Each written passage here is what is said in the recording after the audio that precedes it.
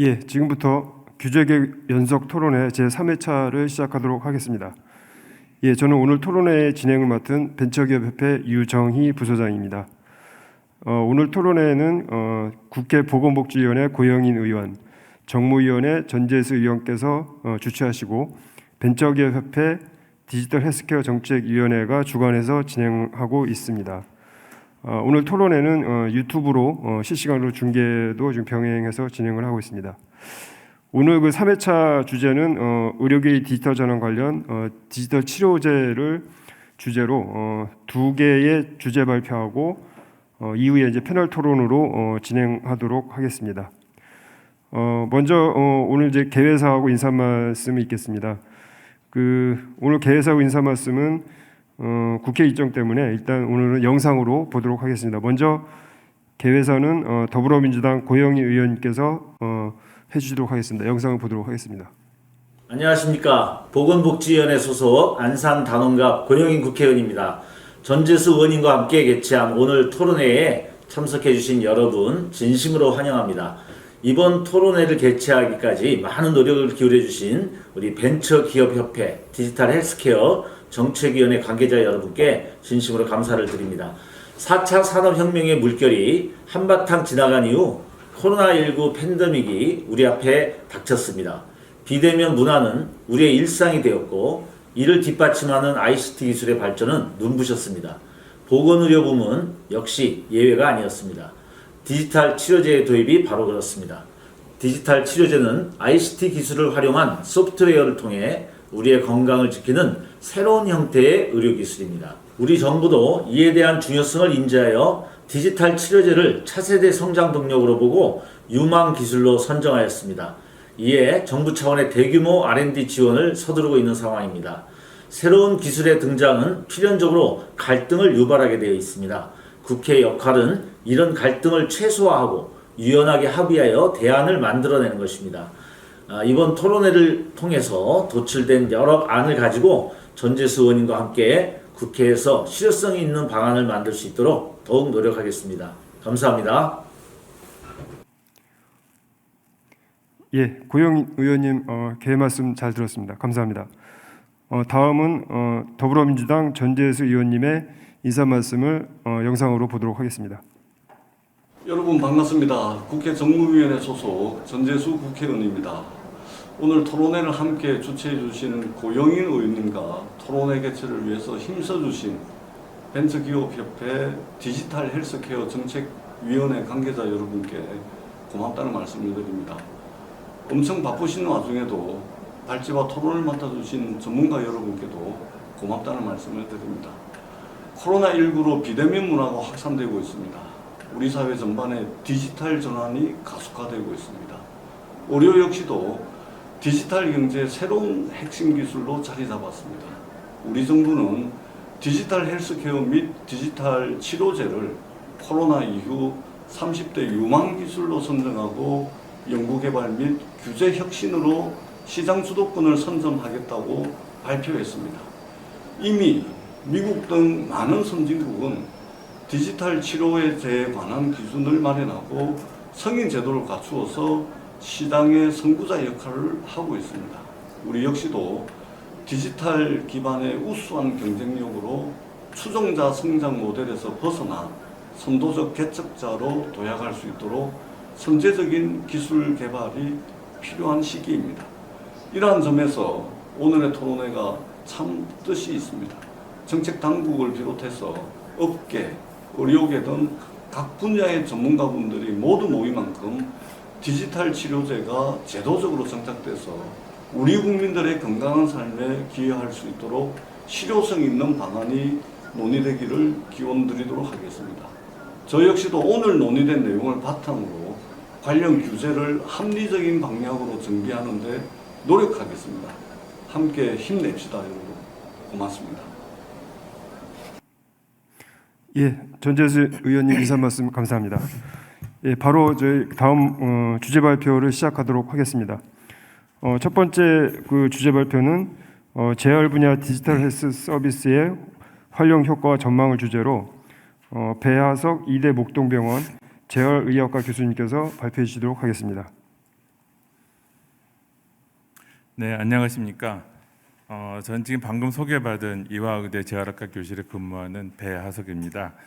현재 대한재활학회 전략기획이사로 근무하고 있고요. 또 대한재활로봇학회 부회장으로도 같이 일을 하고 있습니다.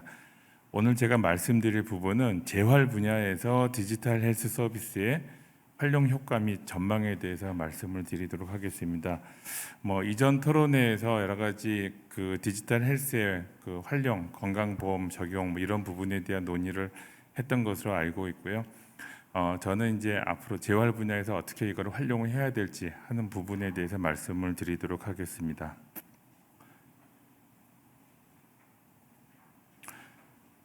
먼저 재활 분야에서 디지털 헬스케어를 보시면요, 지금 이제 전체적인 현황을 보시면 지금 현재까지는 병원 안에서의 진단 치료만 지금 현재 법적으로 가능한 상태고, 나머지 재택이라든지 이런 그 외부에서 어떻게 저희가 ICT를 이용해서 활용하는 부분들은 아직까지는 법적 근거가 매우 미비한 상황입니다. 그렇지만 현재 ICT가 발전을 함에 따라서 진단 치료에서 범위가 더 넓혀져서 질병의 예방, 또 치기 운동 등을 포함한 건강 관리 개념도 같이 넓어져 있고요.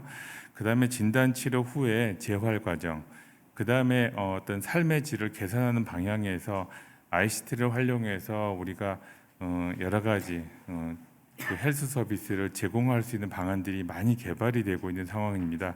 하지만 아직까지 이 부분에 대한 것들이 의료적 차원에서 검증이 아직 다 안 돼 있는 문제로 인해서 수가라든지 이런 부분에 대한 것들은 반영이 안 돼 있기 때문에 앞으로 저희가 이 부분은 더 연구하고 발전시켜야 될 분야라고 생각을 하고 있습니다. 저기 보면 이제 1차성과 2차성 장애인이라고 이제 말씀을 드리는데요. 1차성 장애인은 제가 정의하기로는 그 연령의 증가로 인한, 즉 노화로 인한 특별한 질환이 없이 생기는 장애. 그러니까 일반적으로 우리가 기능적인 부분을 보면 보통 한 73세 이후부터는 어떤 특정 질환이 없이도 일상생활에 장애를 많이들 호소를 하시게 됩니다.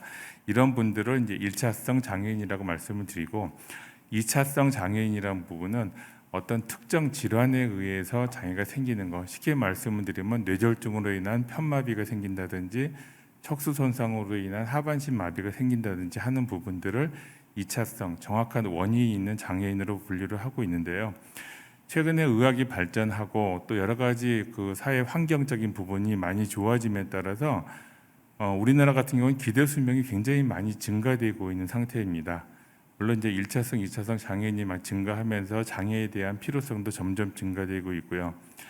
최근 2년 동안에는 코비드 19이 유행하면서 이런 장애인들, 노인 장애인들이 치료를 받을 수 있는 많은 치료 시설이 축소가 된 상태입니다. 그리고 또 이런 병원에 대한 접근성 문제 굉장히 많이 제한이 되고 있죠. 그래서 이런 것들이 굉장히 심각한 사회 문제가 되고 있고, 이런 해결 방안의 중심에는 우리가 디지털 헬스 서비스를 활용하는 것이 방법이 아닌가 생각을 합니다.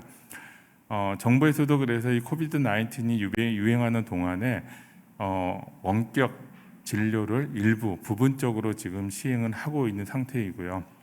그렇지만 이제 감염 질환이 끝나면 다시 원래대로 돌아가기 때문에 향후에는 또 이 디지털 헬스 서비스가 계속 유지가 될지 하는 부분에 대한 것들은 저희가 고민을 많이 해봐야 될 것 같습니다.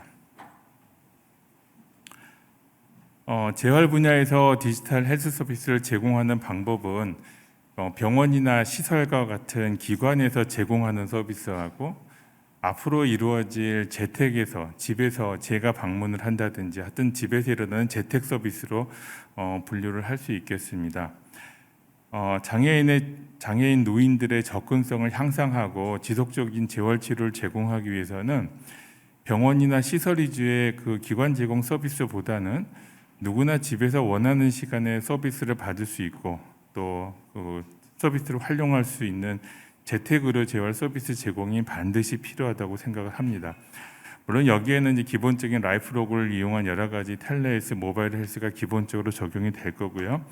또 이 가상현실을 이용한 헤드마운티드 가상현실이나 또 가상 프로그램으로서 우리가 디지털 치료 프로그램, 그다음에 가상 여행 프로그램 이런 것들이 활용이 되면서 어떤 의료 재활 서비스가 앞으로 더 많은 다양한 종류가 진행이 돼야 될 거로 생각을 하고 있고, 현재 우울증이나 자폐질환 같은 경우에는 디지털 치료제가 인증을 받고 지금은 시장에서 활용을 하고 있는 상태입니다. 물론 이제 우리나라에서는 아직 제한적이고 미국에서 그 FDA 승인을 받고 지금 활용을 하고 있는 것으로 알고 있습니다. 재활 분야에서 활용되는 디지털 헬스 서비스로는 이래같이 네 가지를 지금 저는 이제 생각을 하고 있습니다. 그래서 기본적으로 많이들 옛날부터 사용했던 텔레헬스나 모바일 헬스를 기반으로 해서 센서 베이스드 웨어러블 디바이스, 여러 가지 장착형 이제 디바이스들이 많이 나오기 때문에 이런 디바이스를 활용하고, 그다음에 기본적으로 병원에 있는 정보, 헬스 인포메이션 테크놀로지를, 그러니까 HIT를 활용을 하고, 그다음에 이제 최근에 저희가 이제 재활 분야에서 제가 생각을 하고 관심을 가지는 분야가 가상현실, 증강현실, 또 혼합현실 이런 것들을 치료에 도입을 해서 실제 이동권에 제한이 있는 분들에게 어떤 다양한 치료를 제공하고자 하는 것이 앞으로의 디지털 헬스의 방향이라고 생각을 하고, 이런 기술들이 모여서 총체적으로는 디지털 치료제란 개념으로 우리가 인증을 받아야 되는 게 앞으로의 지금 가야 할 방향이라고 생각을 합니다. 특히 재활 분야에서는 어떤 중추신경 손상이나 근골격계 손상으로 인해서 운동장애가 주 치료 대상이 됩니다. 그래서 어떤 질환의 진단보다는 기능적 상태 평가가 중요하고요. 그래서 센서 기반한 착용형 재활기기라든지 재활 로봇이라든지 또 언어 인지에 문제가 있을 경우에 언어 인지 소프트웨어, 또 영상을 통한 동작 인식 프로그램, 이런 것들이 앞으로 기능적인 평가를 할 때 많이 사용될 디바이스라고 생각을 하고 있습니다. 재활 분야에서의 그 디지털 헬스 서비스 활용 효과와 전망을 보면은 앞으로의 시장은 기관하고 이런 시설이 아니라 방문 의료 재활 또 재택 서비스 위주의 서비스가 앞으로 많이 필요할 것으로 생각이 되고요. 거기에 적용되는 기술로서는 가상현실, 증강현실, 그리고 동작인식, 특히 이 세 가지 중에서도 저는 이 동작인식에 대한 부분에 비중을 굉장히 많이 두고 있는 상태입니다.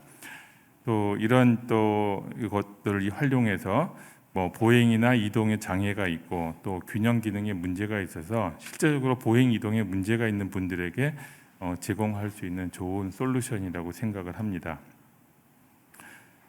먼저 헤드 마운티드 가상현실을 보면요, 제가 이 부분은 지금도 산림청하고 같이 이제 연계를 해서 이 명품 숲에서의 가상현실을 이용해서 재활치료하는 것을 지금 연구를 하고 있습니다. 그래서 노인 장애인의 이동권에 문제가 있는 사람들에게 사실적인 산림이나 해변에 가서 운동을 하라고 하는 것은 현실적으로 굉장히 불가능한 상황이죠. 그래서 이런 것들을 가상현실을 이용해서 도심에서 자기 집에서 할 수 있도록 만들어주는 것이 필요하다고 생각을 합니다. 이렇게 이제 안전하게 넘어지는 것을 방지하는 시스템에서 안전한 보행 시스템 안에서 가상현실을 통해서 본인이 가고 싶은 곳에서 재활 치료를 받을 수 있도록 하는 것, 이것이 앞으로 제가 지금 꿈을 꾸며 그리고 있는 치료의 방법이고요.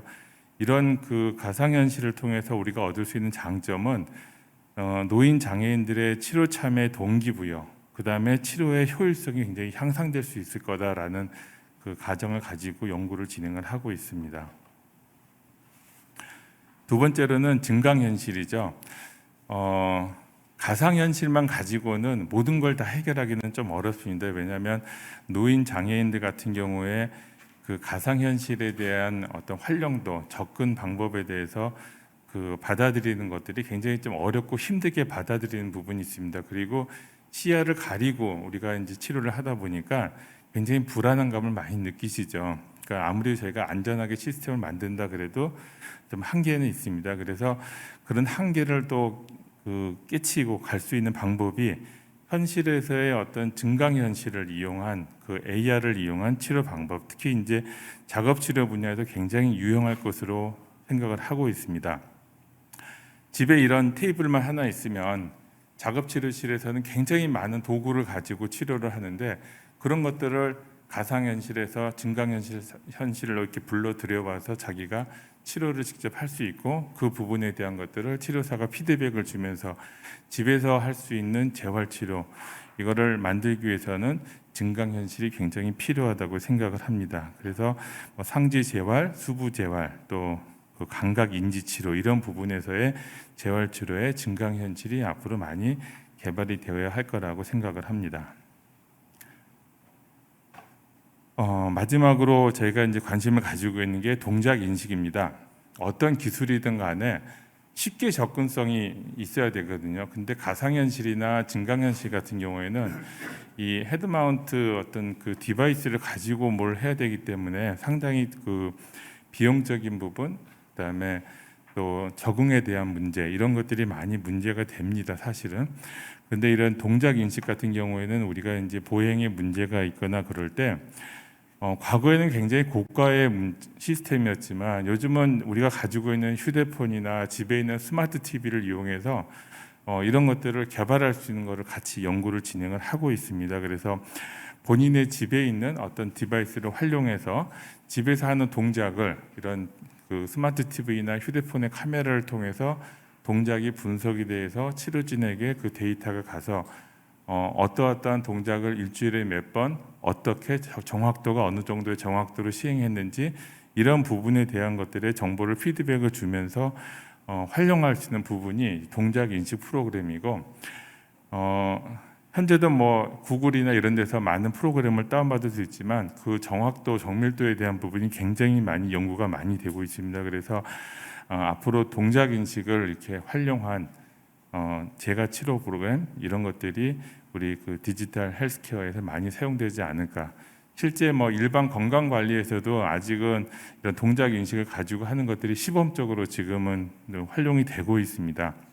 그래서 이런 것들을 조금 더 발전을 시켜서 재활치료 프로그램으로 만드는 것이 앞으로 저희가 해야 될 일 아닌가 생각을 합니다. 재활치료에서 디지털 치료제의 적용을 이제 하기 위해서는 디지털 치료제라는 그 가이드라인이 우리나라 식약청에서 만들어져 있습니다. 그 기준을 보면은 소프트웨어 자체로서 치료가 가능한 그 소프트웨어 S 메디컬 디바이스의 기능이 있어야 되고 SAMD의 기능이 있어야 되고 또 정확한 대상 질병명이 있어야 되고 거기에 대한 임상적 효과에 대한 근거가 있어야지만이 디지털 치료제로 인정할 수 있다라고 가이드라인에 나와 있습니다. 근데 여기서 문제는요, 재활치료 위주에 적용할 때는 저희는 아까도 말씀드렸듯이 진단명 위주가 아니라 기능 위주로 평가를 해서 기능에 대한 치료를 많이 하거든요. 예를 들어서 지금 식약처나 심평원에서 수가를 만들 때는 질환 위주로 만들지만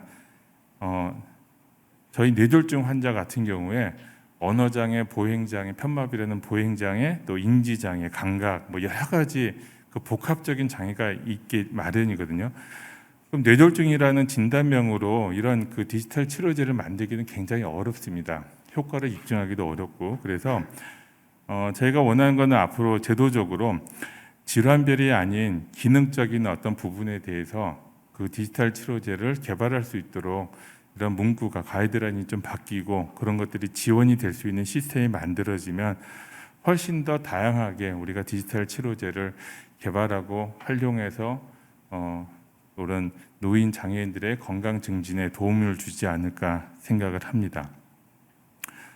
그다음에 이제 라이프로그를 이용한 모니터링은 지금 현재도 많이 쓰고 있습니다. 근데 문제점으로 보이는 것은 이제 시각장애인, 청각장애인들 또 사지마비 장애인들이 쓸 때 실제적으로 본인들이 사용하기가 굉장히 불편하게 돼 있습니다. 그래서 그 프로그램 개발하실 때 이런 장애 특성을 가진 것들의 그 특성을 반영을 해서 프로그램을 개발하는 것이 굉장히 좀 필요한 상황이다라는 걸 다시 한번 말씀을 드리고 싶습니다. 마지막 슬라이드입니다. 그래서 결론적으로 재활학 분야에서 디지털 헬스 서비스의 활용은 접근성의 문제를 가진 노인 장애인 재활치료에 새로운 장을 열어줄 것이라고 생각이 되고요. 다양한 IT 기술을 적용해서 다양한 디지털 재활치료를 활용하여 재활치료가 필요한 분들이 시간적, 공간적 장벽을 넘어서 보다 더 건강한 삶을 유지할 수 있도록 하였으면 좋겠습니다. 이상입니다. 감사합니다. 예, 배하석 교수님 발표 잘 들었습니다. 감사합니다. 두 번째 발제는 호흡기 질환에서의 디지털 치료제를 주제로 권희 라이프 시멘틱스 이사님께서 발표해 주시도록 하겠습니다.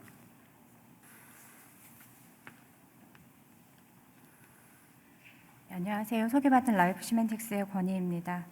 사내에서 디지털 치료제를 총괄하고 있습니다. 지금 디지털 헬스케어라는 분야가 계속 성장함에 따라서 서비스가 사용자에게 좀 더 직접적이고 명확한 가치를 제공해 줄 수 있어야 한다는 필요에 맞춰서 디지털 치료제라는 새로운 영역이 현재 조명을 받고 있지 않나 생각됩니다. 오늘 저는 디지털 치료제 중에서도 호흡기 질환에서의 디지털 치료제에 대해서 말씀을 좀 나누고자 합니다. 디지털 치료제, 디지털 치료기기 이 두 가지 용어가 지금 혼용되고 있는데요. 디지털 치료제라는 용어는 학계에서 주로 사용하던 용어이고 이제 이 제품군을 식약처가 국내에서 의료기기로 분류를 하면서 의약품과의 혼돈을 막기 위해 디지털 치료기기로 그 용어를 정의하고 있습니다. 오늘 발표에서나 혹시 뭐 이외의 발표나 여러 자리에서 두 가지 용어가 같이 나온다고 하시더라도 같은 의미를 가지고 있다고 봐주시면 좋겠습니다. 이 디지털 치료제라는 정의는 고품질의 소프트웨어 기술을 들어 가지고 근거 기반의 치료 중재를 하는 프로그램을 말한다고 볼 수 있습니다. 이런 디지털 치료제가 재활 분야, 특히 이제 호흡기 질환에서는 어떻게 활용될 수 있는지에 대해서 오늘 말씀 나누겠습니다. 호흡기 질환의 특성에 대한 것들을 조금 살펴보겠습니다. 호흡기 질환 중에 이제 COPD와 폐교종을 포함한 이제 만성 폐질환 환자들의 대표적인 사망 원인입니다. 이거는 이제 전 세계 사망 원인의 5위이고요.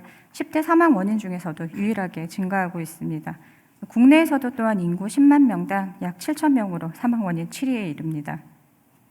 이 만성 폐쇄성 폐질환 환자들의 특징은 이제 숨참이라는 증상을 경험을 하게 되는데요. 이 증상 때문에 운동 능력이나 활동도가 많이 떨어져 있습니다. 이거는 병의 진행에 따라서 심해져서 활동도가 떨어질수록 빨리 사망하는 문제가 있습니다. 그래서 COPD 환자들의 활동도는 생존 기간을 결정하는 가장 중요한 부분 중에 하나입니다. 이런 숨찬 증상이 계속되면은 이제 활동량이 감소하게 되고 운동을 점점 안 하시게 됩니다. 이 상태가 지속되면 근육량 저하로 인해서 호흡곤란을 유발해서 상황을 더욱 악화시킵니다. 이것을 COPD의 악화골이라고 하는데요. 호흡재활은 이 고리를 끊는 데 중요한 역할을 합니다. 이런 호흡재활은 운동 능력을 향상시킴으로 인해서 호흡곤란을 포함한 증상을 개선하고 삶의 질을 높여서 입원 일수 감소와 우울증 개선에 효과가 있음이 이미 잘 알려져 있습니다. 보시는 자료는 해외에서의 디지털 치료제의 개발 사례인데요. DTX 얼라이언스라고 하는 미국 기반의 협의체에서 소개된 디지털 치료제 제품입니다. 총 19개의 제품이 등재되어 있는데 전 세계 DTX 제품이 다 등재되었다고 보는 것은 아니고 DTX 얼라이언스에 가입된 회사 중에 허가된 제품을 소개했다고 보시면 되겠습니다. 저에게 너무 잘 알려져 있는 이제 2형 당뇨병을 관리하는 웰닥의 블루스타 이게 아마 최초가 될 거고요. 그리고 FDA 승인을 이제 DTX로 정식으로 승인받으면서 우리에게 잘 알려진 페어 세라피틱사의 약물 중독 치료용 모바일 앱인 리셋 등이 있습니다. 그 중에 호흡기 질환을 위한 이제 DTX 제품이 있는데요. 이제 COPD와 천식을 관리하는 프로펠러사의 제품이 있습니다.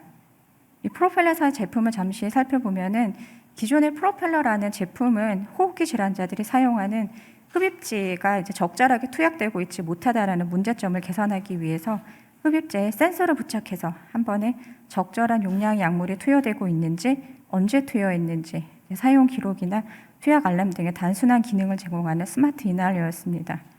근데 이러한 기능에 그냥 그치지 않고 계속적으로 이제 진화를 해서 복약 수능도 및 증상을 관리하고 유발 요인을 수집하고 질환 관련 이제 교육 자료를 제공하는 등의 기능 확장을 통해서 개인화된 프로필을 구축해서 셀프 매니지먼트가 가능하도록 하고 있습니다. 이러한 기능들을 제공을 함으로써 추가적으로 어떠한 효과가 있는지에 대한 여러 연구들을 진행을 했는데요. 프로펠러는 자체 연구에 따라서 복약 수능도를 최대 58% 증가시키고 응급 흡입기 사용을 최대 78% 감소시키며 천식이나 COPD 관련 응급실 방문을 57%, 입원을 35% 감소시키는 것으로 연구 결과 나타났습니다. 그래서 이 프로펠러라는 제품들은 이제 미국과 캐나다, EU에 DTX로서 의료기기 허가를 받아 시판되고 있는 제품입니다. 이 이외에 유사한 인hal러 제품들은 여러 가지가 있고요. 그 이외에 COPD를 포함한 폐질환 환자들을 위한 이제 DTX 제품들을 조금 살펴보면은 이제 카이아사와 마이 MS사의 제품들을 좀 볼 수 있습니다. 마이 COPD라고 하는 제품은 영국의 NHS 승인을 받은 디지털 치료기기인데요. 증상을 기록하고 흡입제 사용법을 안내하거나 호흡제할 영상 등을 제공해서 자가 관리를 돕는 프로그램입니다. 마이 COPD 제품 역시 COPD 진단이 확인된 90명의 환자들을 대상으로 2대1의 무제한 배정을 통한 임상 연구를 진행을 했고요. 26명은 페이스-투-페이스 교육을 받고 나머지 환자분들은 마이 COPD라는 온라인 프로그램들을 통해서 비교하는 연구들을 진행했습니다.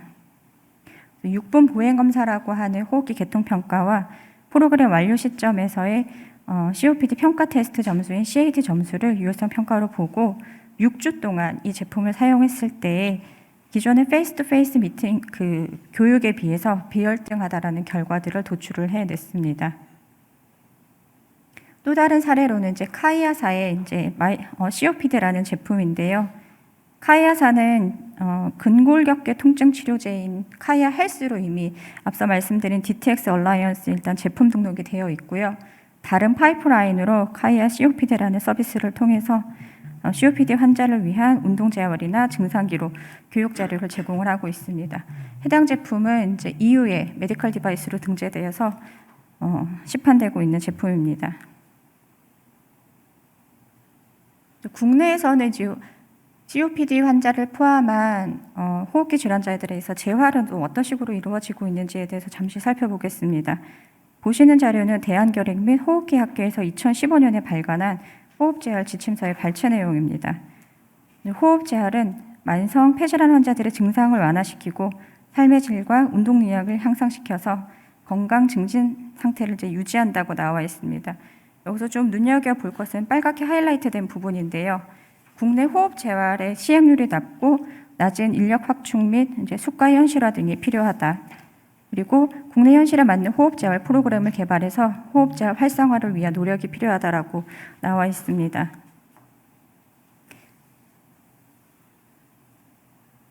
이런 호흡재활에 대한 니즈들은 여러 가지가 있는데 현재 국내 실정에서는 이 호흡재활이 저수가로 인해서 활성화되지 못하고 있었던 문제들이 있습니다. 이것들을 2016년에 서울 아산병원에서 질병관리로부터 연구과제를 수주를 해서 다기관 랜드마크 연구들을 진행을 했는데요.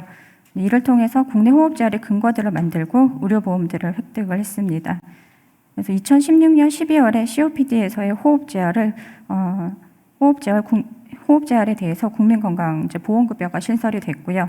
2018년 1월 1일부터는 상대가치 점수가 향상 조정이 되었습니다. 이렇게 호흡재활이라고 하는 이 포인트들이 여러 연구들에 의해서 근거도 마련이 되고 새롭게 국민건강보험 적용 수가가 신설이 되고 상대가치 점수 또한 상향 조정이 되었다라고 하면 국내에서 좀 많이 활발하게 활성화되었을 거라고 저희가 기대를 하는데요. 여기에 대한 후속 연구가 있었습니다. 살펴보시면 현재 호흡재활이 상급 종합병원 중심으로 시행이 되고 있고 의원급 의료기관에서는 거의 이루어지지 않고 있다고 볼 수 있습니다. 2020년 기준 폐질환의 운동 재활 치료 아까 신설된 그 수가 기준으로 보게 되면은 상급 종합병원이 59.5%, 종합병원이 35%로 대부분을 차지했고 의원급은 전국에서 단 2건 시행이 되었습니다. 보험 수가가 마련이 되었음에도 호흡재활 시행에 변화가 없거나 오히려 감소했다라는 연구가 61.6%, 호흡재활 활성화를 위한 인력과 장소가 없다라고 하는 게 53.8%로 여전히 개선이 되어야 할 부분이 많음을 알 수 있습니다. 이렇게 효과도 있고 중요한데 왜 이렇게 시행이 되고 있지 않을까에 대한 치료 방법들을 좀 살펴보면은 호흡재활에 있어서의 작용하는 운동 치료에는 유산소 운동과 이제 근력 운동이 포함이 됩니다. 유산소 운동을 경우에는 이제 보시는 것처럼 최대 운동량의 60% 이상의 강도로 20에서 60분, 주 3회에서 5회 운동을 이제 하도록 권고하고 있습니다. 근력 운동도 마찬가지입니다. 이런 호흡 재활 운동 방법이 호흡 재활 지침서뿐만이 아니라 앞서 말씀드린 랜드마크 연구에서도 실시한 방법이라서 근거가 잘 확보가 되었다 하더라도 환자분들이 실제로 주 3회 지속적으로 외래를 방문해서 호흡 재활을 시행하는 데는 현실적인 어려움이 있습니다. 호흡 곤란이 있는 환자들은 이제 일하고 있는 보호자가 주 3회 모시고 오시기도 어렵기도 하고요. 이마저도 연고지가 멀리 있는 경우에는 이제 수능도에 심각한 문제가 발생할 수밖에 없습니다. 따라서 주로 약을 처방하는 주기인 2, 3개월 간격으로 외래를 방문하셨을 때 호흡 재활을 시행하고 있는 현실입니다. 이런 제한된 물적, 인적 자원을 활용해서 효율적으로 저희가 좀 활용을 할 필요가 있게 되는데요. 그래서 병원에서 진행하는 호흡 재활에 이어서 가정에서도 진행해야 되는 호흡 재활의 필요성들이 대두가 됩니다. 네, 이런 호흡 재활 자체에 대한 연구들은 여러 연구들이 있습니다. 아까 효과에 대한 연구들이 기존에 있었던 거고요. 비용에 대한 효과 연구도 마찬가지로 진행을 했었습니다. 이런 호흡 재활을 사용을 함으로 인해서 환자의 입원 일수가 감소하거나 아니면은 증상에 대한 인덱스가 줄어들거나 하는 효과들을 저희가 확인할 수 있었습니다. 국내에서도 이런 호흡 재활이 진행이 됐을 경우에 어떤 식으로 활용이 될 수 있는가, 어떤 효과가 있는지에 대한 연구들을 진행을 했는데요. 저희 라이프 시멘틱스사가 호흡 재활에서의 좀 효율적인 의료 자원 활용을 위해서 디지털 치료기기를 활용한 재택용 호흡 재활 프로그램들을 개발하는 연구를 이제 2015년부터 진행을 했었습니다. 초기에 30명 대상의 이제 파일럿 스터디를 진행을 했었는데요. 평균 연령 65세인 고령의 대상자들에게 이제 모바일 프로그램들을 제공을 했을 때 주 3회 이상 규칙적으로 운동하는 비율이 1.6배 증가하고 걷기 기능에 대한 만족도가 4점 이상으로 좀 프로그램에 대한 가능성들을 저희가 엿보아서 탐색 임상들을 진행을 하게 되었습니다. 각 기관 IRB 심의를 통해서 약 250여 명의 환자분들을 스크리닝했고요. 서울 아산병원이 주관을 맡아서 임상 연구를 총괄해 주셨고, 서울시 보라매 병원 이하 한양대 구리병원, 원주 세브란스 기독병원, 경희대학교 병원이 함께 참여한 다기관 군간 비교 연구를 진행을 했습니다. 보시는 호흡 재활 프로그램의 근거를 마련하기 위한 시스템 모식도인데요. 환자는 산소 포화도와 심박수를 측정할 수 있는 웨어러블 장치랑 이를 실시간으로 모니터링을 하고 적절한 호흡 재활 운동 프로그램을 제공하는 스마트폰 어플리케이션을 사용해서 호흡 재활 운동을 시행을 했습니다. 이러한 정보들은 실시간으로 각 환자별로 누적이 되고 환자가 병원에 내원을 했을 때 그간의 실제 운동량과 활동량 및 재활 운동 시에 측정된 수치를 바탕으로 병원에서 루틴하게 측정하는 6분 도보 검사나 여러 가지 만성 폐질환 환자에게 측정하는 임상 수치들의 변화를 확인해서 이를 바탕으로 재택형 호흡 재활 프로그램의 효과가 어떤지 확인해 보고자 하였습니다. 해당 연구의 결과입니다. 본 연구는 앞서 저희가 호흡재활 지침서에서 COPD 환자들에게 너무 중요한 호흡재활이다라고 얘기했던 것 이외에도 진행형 병기의 폐암 환자에서도 호흡재활 프로그램의 효과가 어떤지 확인하고자 했고요. 최종적으로 2건의 SCI급 논문을 발간을 했습니다. 런캔서 환자를 대상으로 한 연구 결과에서도 6분 도보 검사의 유의미한 향상, 즉 신체 활동도의 개선을 저희가 확인할 수 있었고 불안 및 우울 지표에 대한 개선 또한 확인할 수 있었습니다. 폐암 환자에서는 기존의 호흡재활이라고 하는 거는 수술 전후의 폐 합병증을 감소시키는 목적으로 주로 시행이 되었었는데요. 본 연구를 통해서 진행형 3, 4기의 폐암 환자의 경우에서도 디지털 치료기기 기반의 호흡재활 치료가 충분히 도움이 될 수 있음을 객관적으로 입증한 자료여서 그 의미가 크다고 할 수 있습니다.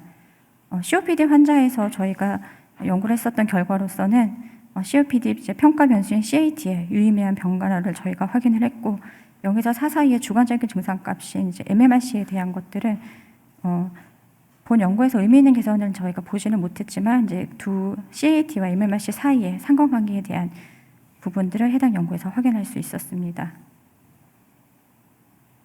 이렇게 이 기존의 이런 여러 연구들을 통해서 저희가 결과들을 바탕으로 생성하게 된 이제 새로운 서비스가 재택형 시스템 관리 감독형 디지털 호흡 재활 프로그램 레드필 숨튼이라는 제품이고요. 이러한 제품들은 이제 병원에서 교육하는 호흡 재활의 치료 방법이나 가이드들을 가정에서도 연결해서 안심하고 사용하고 실천하실 수 있도록 시스템이 모니터링하고 감독하는 이제 재활 운동 프로그램입니다. 호흡기 질환자의 운동 능력 및 삶의 질을 향상시켜서 증상의 개선을 돕고 활동량 증진을 유도하는 이제 치료 효과를 저희가 기대를 하고 있고요. 이를 입증하기 위해서 현재 식약처 임상시험 계획 승인을 득해서 확정 임상을 진행 중에 있습니다. 내년에 저희가 허가 및 수가 등재를 이제 목표로 하고 있는데요. 지금 이런 디지털 치료제에 대한 이제 허가에 대한 부분들은 식약처가 발빠르게 많이 움직여 주셨고, 그래서 지금 2021년 11월 현재 6건의 임상시험들이 지금 진행이 중에 있습니다. 그런데 이 임상시험을 통해서 허가가 진행이 되고 나면은 이제 수가에 대한 부분들이 이제 허들이 될 텐데요. 심평원에서도 이런 디지털 치료기기의 건강보험 적용에 대한 가능성에 대한 검토들을 이제 하기 위한 여러 리포트들을 발간을 했습니다. 보시는 자료는 해외 자료이기는 한데요. 해외에서도 디지털 치료기기가 급여를 결정을 어떻게 하고 지원을 어떻게 하고 있는지에 대한 것들을 살펴보면은 영국이 한 건, 독일이 4건, 일본이 한 건. 영국의 경우에는 이제 조건부 등재이기는 하지만 이제 급여가 가능한 것으로 나와 있습니다. 여러 가지 급여 결정을 하기 위한 기존의 기술과 동등한지에 대한 임상 효과를 증명해야 된다라는 조건 사항들이 있기는 하지만 해외에서는 이미 급여 등재를 통해서 사용자들에게 이 서비스가 딜리버리 가능하도록 보고 있습니다. 국내에서도 이제 호흡 재활이라고 하는 이런 치료가 현재 시설이나 장비, 인력 등의 공간 등의 문제들로 현실적인 어려움이 있는 것들이 이런 시스템이 이제 재활을 해줄 수 있는 이런 제품들을 통해서 환자 상태를 모니터링하고 운동의 강도를 조정한다든지 응급 상황에 대비할 수 있다라는 등의 이런 제품들을 가지고 충분히 시장에서 사용자들에게 효용을 줄 수 있을 걸로 기대를 하고 있습니다. 이런 COPD랑 COPD를 포함한 이제 천식이나 이런 호흡기 질환자들을 대상으로 여러 이제 관리 포인트들이 있는데 심평원에서는 이제 병원 평가 정보라고 하는 이제 매년 병원을 평가하는 정보 기준들이 있습니다. 각 질환별로 그 중에 이제 천식이나 COPD의 기준들은 지속 방문율이나 약물에 대한 것들로 환자들이 이 질환들 잘 관리를 하고 있는지에 대한 평가들을 보게 되는데요. 여기에 환자들이 이제 유지되고 건강 상태를 유지하고 증진할 수 있는 재활에 대한 부분들이 조금 추가가 되어야 되지 않을까 생각을 합니다. 그리고 또 2014년부터 만성질환 관리 이제 시범 사업에서 천식이나 COPD가 추가될 거라는 이제 발표가 있었는데요. 해외에서는 이미 이제 천식이나 COPD가 포함이 돼서 이제 만성질환 관리 제도로 진행을 하고 있기는 합니다. 국내에서도 그 만성질환 관리 시범 사업에 초기부터 여러 차례 논의가 되었기는 하고 2021년 국정감사에서도 얘기가 나오기는 했었지만 아직까지는 이제 포함되고 있지 않은 상황입니다. 이런 디지털 치료제가 급여화 된다라고 하게 되면은 이제 보시는 요양급여 혹은 이제 요양비로 저희가 접근 가능하지 않을까 생각을 하고 있는데요. 요양급여로서는 행위수가를 신설을 해서 별도의 행위수가를 받는 방법, 아니면 가정 기반의 호흡재활 수가를 신설을 하고 또 이 행위에 적용되는 치료 제도를 새로이 수가를 받는 방법이나 양압기처럼 요양급여가 아닌 가정에서 시행되는 의료행위 요양비로 이제 수가를 받는 방법 등 다양한 각도로 시장 진입을 고려해 볼 수 있는 부분들이 있습니다. 이를 위해서 이제 심평원에서도 여러 케이스들을 고려를 하고 방안들을 지금 마련을 하고 계신 걸로 알고 있기는 한데요. 지금 의료 시장에서 이제 디지털 치료제가 계속 시장으로 또 임상이 내년에 다들 끝나는 제품들이 허가가 끝나고 나면 수가라고 하는 이제 허들들을 만나게 될 텐데 그때 어떤 방향으로 어떻게 진행을 해서 사용자들에게 이러한 좋은 효과가 있는 제품들이 잘 사용이 될 수 있도록 할 것인가에 대한 여러 논의가 지속적으로 필요할 것이라고 생각이 됩니다. 네, 오늘 여기까지 말씀드리겠습니다. 예, 권희 이사님 발표 잘 들었습니다. 감사합니다. 이어서 2부 패널 토론을 바로 시작하도록 하겠습니다. 패널 토론은 송승재 벤처기협회 디지털 헬스케어 정책위원회 위원장님께서 좌장을 맡으셔서 진행해 주시도록 하겠습니다. 네, 안녕하십니까. 송승재입니다. 저희 규제개혁 연속토론회가 벌써 3회차네요. 네. 이게 규제개혁 관련해서는 이제 예전에 노무현 정부 때부터 이명박 정부나 박근혜 정부 그리고 이번 정부까지 꾸준히 이어오던 정책적 아젠다입니다. 물론 이제 차기 대선 캠프 차원에서도 이 규제 개혁에 대해서는 좀 열심히 다루려고 하는 상황으로 지금 체크를 하고 있습니다. 오늘 이제 3회차 토론회에서는 의료의 디지털 전환을 지원하는 수단으로서 디지털 치료제에 대한 아젠다를 다룹니다. 이 아젠다 같은 경우에는 우리가 이제 직면하고 있는 이제 사회적 변화, 특히나 인구 변화에 따라서 이 지속 가능한 사회보장 체계, 그 중에서도 건강보험 자체가 이제 세입과 세출의 관점에서 좀 지금 상당히 좀 어려움이 있기 때문에 어떻게 자원 관리 차원에서 효율적으로 이거를 배분해서 쓸 수 있을까? 수단의 관점에서 이 디지털 치료제를 다루는 것으로 저는 이해를 하고 있습니다. 오늘 배하석 교수님과 권희 이사님이 말씀해주신 내용도 그렇고 앞으로 그간 디지털 치료제와 관련돼서 여러 논의들이 있었는데 이 디지털 치료제 같은 경우에는 이 디지털 전환과 관련되어 있는 다른 아이템들과 다르게 이제 전제가 상당히 긍정적입니다. 기본적으로는 의료 약자에게 특히 도움이 될 수 있을 것이다.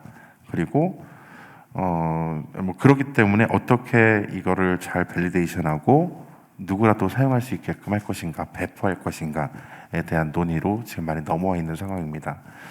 최근에는 관련 학회나 협회가 또 만들어지고 있고 또 이제 기관들이 또 입법 활동도 지금 준비하고 있는 것으로 알고 있습니다.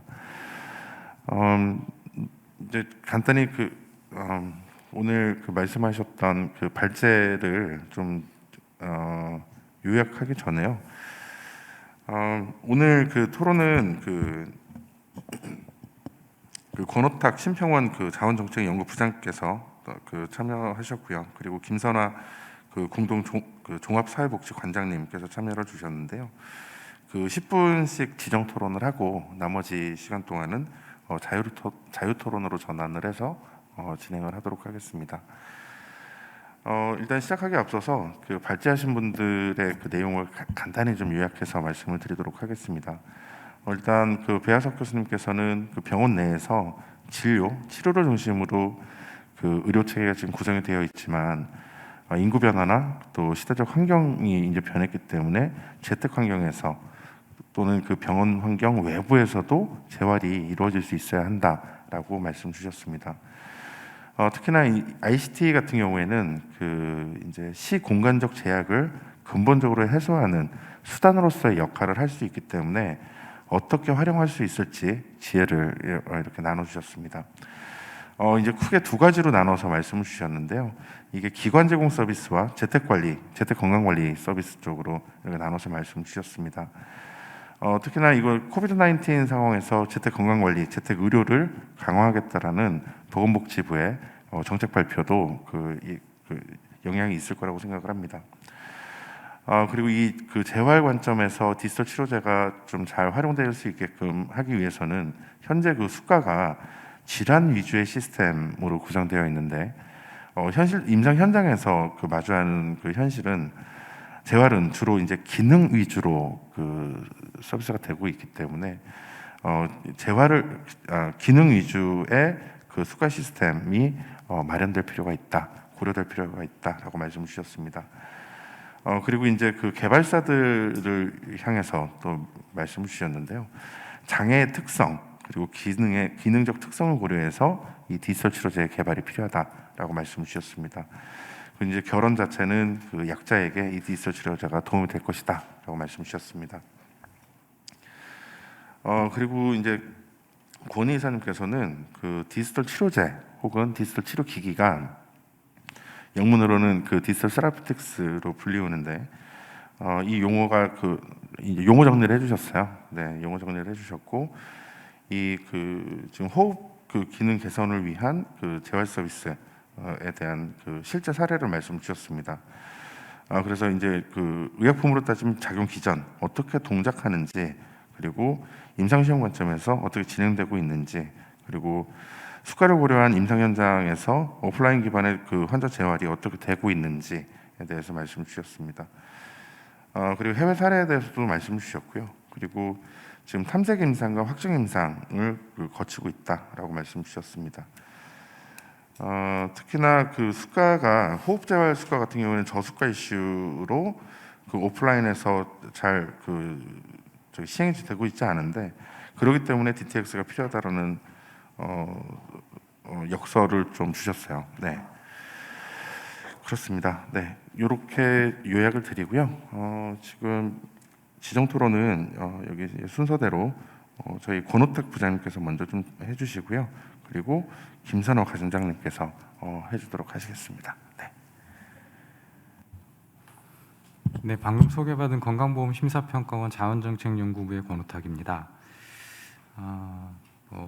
디지털 치료기기와 관련된 연구들을 생평원에서도 계속 진행하고 있는데 아마 이런 것 같습니다. 전통적인 의료 서비스의 개념이 의료기관에서 제공되는 특정한 행위에 대한 비용 혹은 의료인이 하는 행위에 대한 서비스라고 정의되었던 것들이 이제 과학이 발전하면서 의료적 서비스의 제공 공간에 대한 제약이 없어지고 있는 상황이기 때문에 발생되는 문제, 그 다음에 치료 개념에 대한 개념에 대해 이 모호해지는 상황들이 이제 이런 의료 서비스에 대해서 어떻게 보상을 해야 되는지에 대한 문제까지 번지는 그런 새로운 도전의 시기가 아닌가 생각합니다.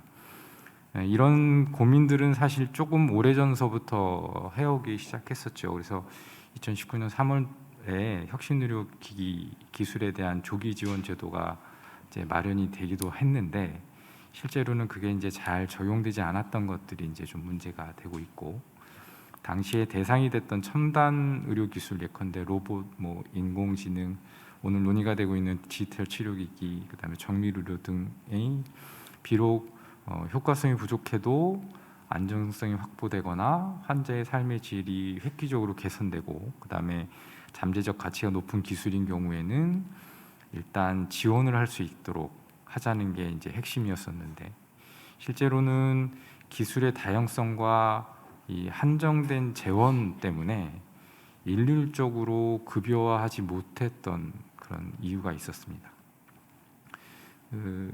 여러 발표자 선생님들께서 말씀하셨지만 저희들이 고민하고 있는 몇 가지들 이제 좀 논의를 좀 드려보면, 디지털 치료기기가 갖고 있는 일반적인 특성들이 이제 소프트웨어라는 점, 그다음에 환자의 참여 정도에 따라서 임상적인 효과가 달라진다는 점, 그다음에 기존의 급여 내용들을 대체 보완 혹은 병행해서 사용한다는 점, 그다음에 이게 무형의 소프트웨어라는 특성 때문에 한계 비용이 낮다는 점, 이런 몇 가지 특성들을 저희들이 좀 주의 깊게 지금 살펴보고 있는 중입니다.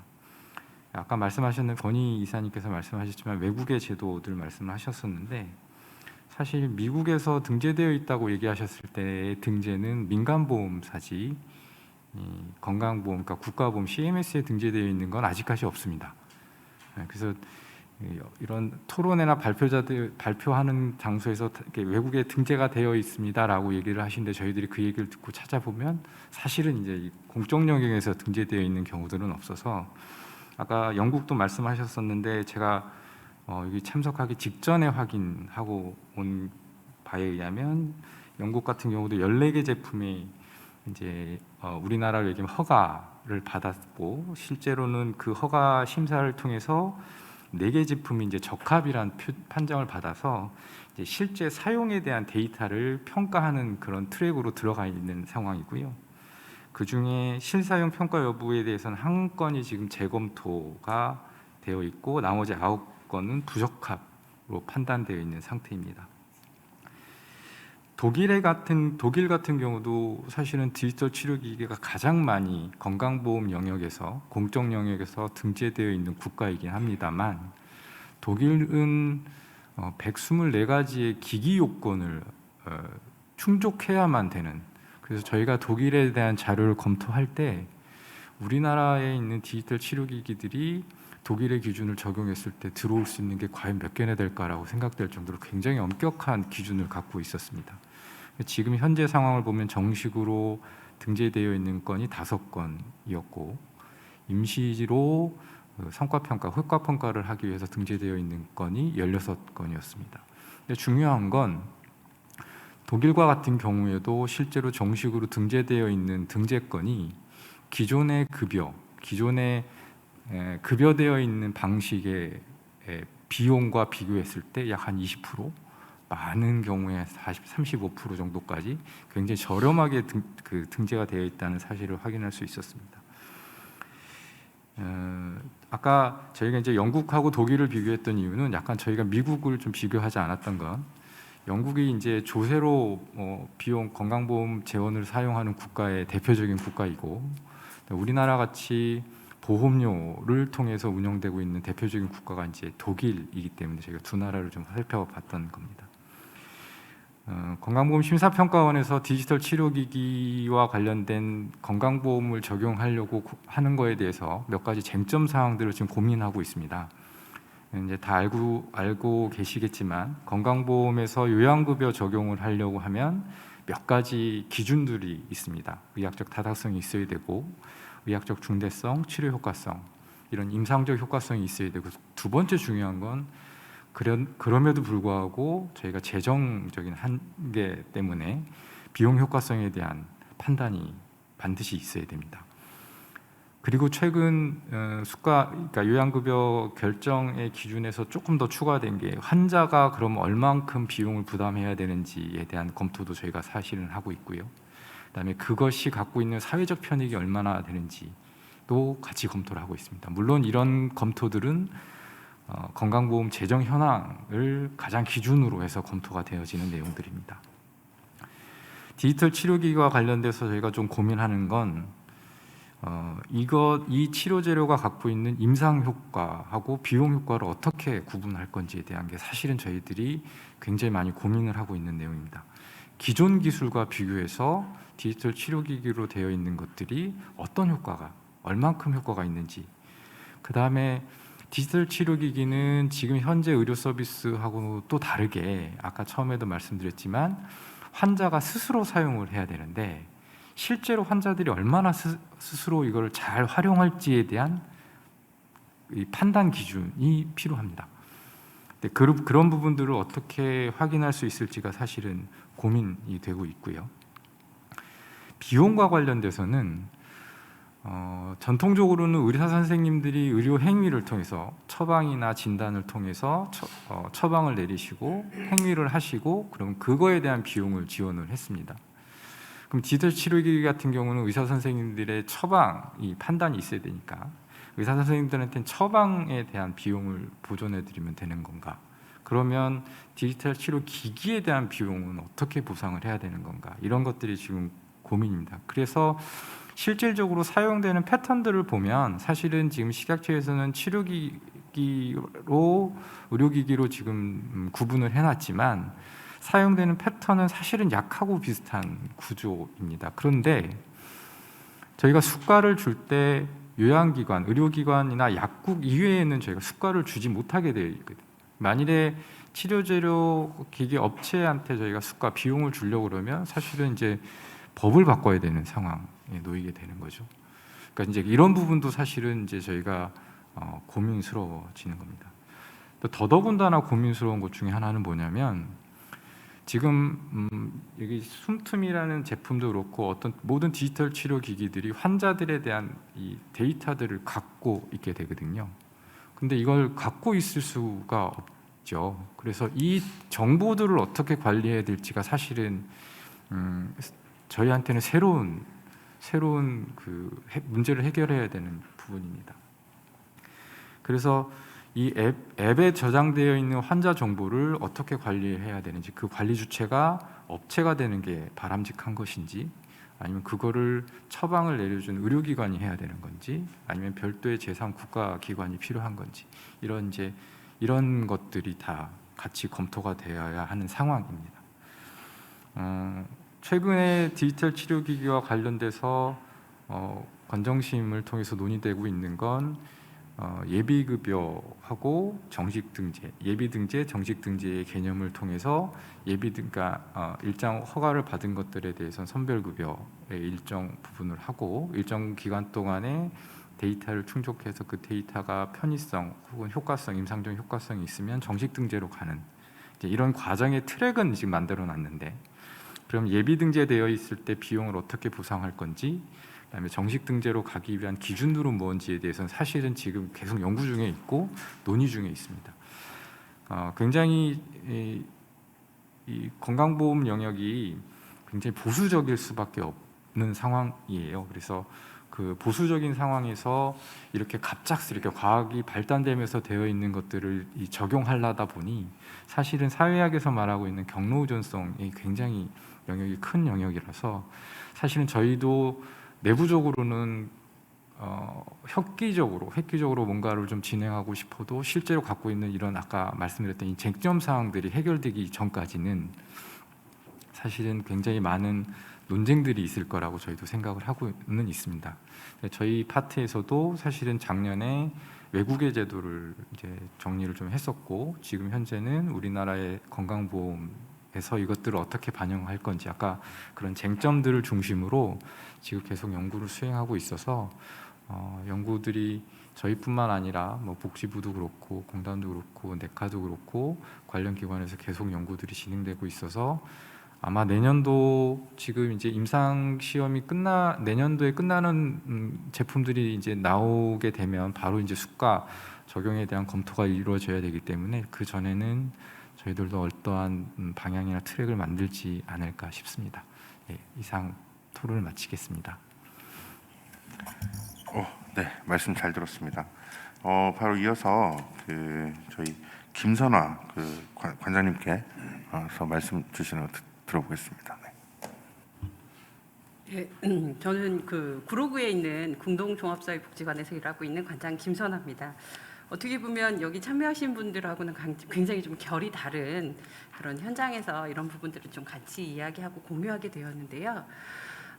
복지 현장에서 만나는 이제 장애인 분들, 또 어르신 분들은 거의 100% 병원을 다니신다라고 보면 될 것 같습니다. 특히 지금 상황에 있어서 병원에 접근을 한다라는 것들은 특히나 이제 복지관을 이용하시는 소위 이야기하는 이제 취약계층뿐만 아니라 저희 복지관을 이용하시는 분들이 코비드-19 이전에는 한 월 2,000명 정도 되셨거든요. 이 중에 상당 부분 이상이 한 70% 이상이 이제 어르신이셨는데, 일반 어르신 또 뭐 저희가 얘기하는 취약계층 어르신 모두 포함해서 혼자 사시는 어르신이 저희 이용 인원의 한 70%라고 보시면 될 것 같아요. 나머지 30%는 가족과 동거 또는 이제 노인 부부 세대로 보시면 되는데, 가장 어려운 게 병원 예약하는 거예요. 그러니까 이런 핸드폰이 진화되고 발전되고 하기는 했지만 어르신이나 이런 분들에 있어서 가장 어려운 부분들이 이 디지털 기기에 대한 익숙함이라는 부분들이라고 보면 되는 것 같아요. 저희가 구로구에서 하는 정책 사업이랑 좀 맞춰서 한국로봇산업진흥원에서 하는 사회적 약자 편익 지원 사업으로 해서 로봇을 활용한 어르신의 돌봄이라는 것들을 이제 같이 진행을 좀 하고 있습니다. 이제 긴급 상황에 대한 대처뿐만 아니라 ICT 기반이어서 쌍방향의 소통은 안 되지만 지정된 시간에 약 복용에 대한 알림, 그다음에 운동, 그다음에 어떤 정서적인 부분들을 같이 계속 이제 돌보고 있는 그런 사업들을 좀 진행을 했을 때 저희가 이제 내년이 이제 4년 차 되는 거여서 저희도 중간에 이제 여러 가지 효과성 성과 검증에 대한 부분들을 준비하고 있는데, 약 복용만 잘 되어도 굉장히 많은 건강 관리라는 것들이 좀 되고 있다라는 것들을 좀 봤습니다. 두 번째로는 공동종합사회복지관의 특징은 생활체육시설들을 가지고 있다는 거예요. 저희가 헬스, 수영장이라는 어떤 생활체육 프로그램들을 같이 갖고 있었는데 코비드-19으로 이런 생활체육시설들이 다 운영을 하지 못하게 됐어요. 그래서 종사하시는 어떤 물리치료사, 뭐 헬스 트레이너, 그다음에 그 장애인, 어르신, 생활체육 지도사 이런 인력들이 있으셔서 저희가 복지관도 이용이 굉장히 규제가 됐었거든요. 근데 어르신들이나 장애인들의 그 건강이 급속히 나빠진다라는 것들을 이렇게 발견을 하게 되는 거예요. 그래서 집에 찾아갔습니다. 저희가 건강복지 사업이라는 것들을 같이 진행을 했는데요. 말씀 주셨던 것처럼 개별의 신체 상황에 따른 운동 처방을 해드리고 저희 이제 전문 트레이너하고 이제 치료사분이 가서 그 운동이 적극적으로 잘 실행이 됐는지 여부들 이런 것들을 같이 저희가 올해 좀 진행을 했습니다. 건강적인 부분에 있어서의 효과뿐만 아니라 정서적인 부분에 대한 그 어떤 더 좋은 영향력들이 많이 이제 펼쳐져서 1대1로 했던 부분들을 조금 저희가 1대9, 1대7 비슷한 어떤 그 운동을 하실 수 있는 분들을 좀 그룹핑해서 그렇게 올 한 해를 좀 진행을 해봤습니다.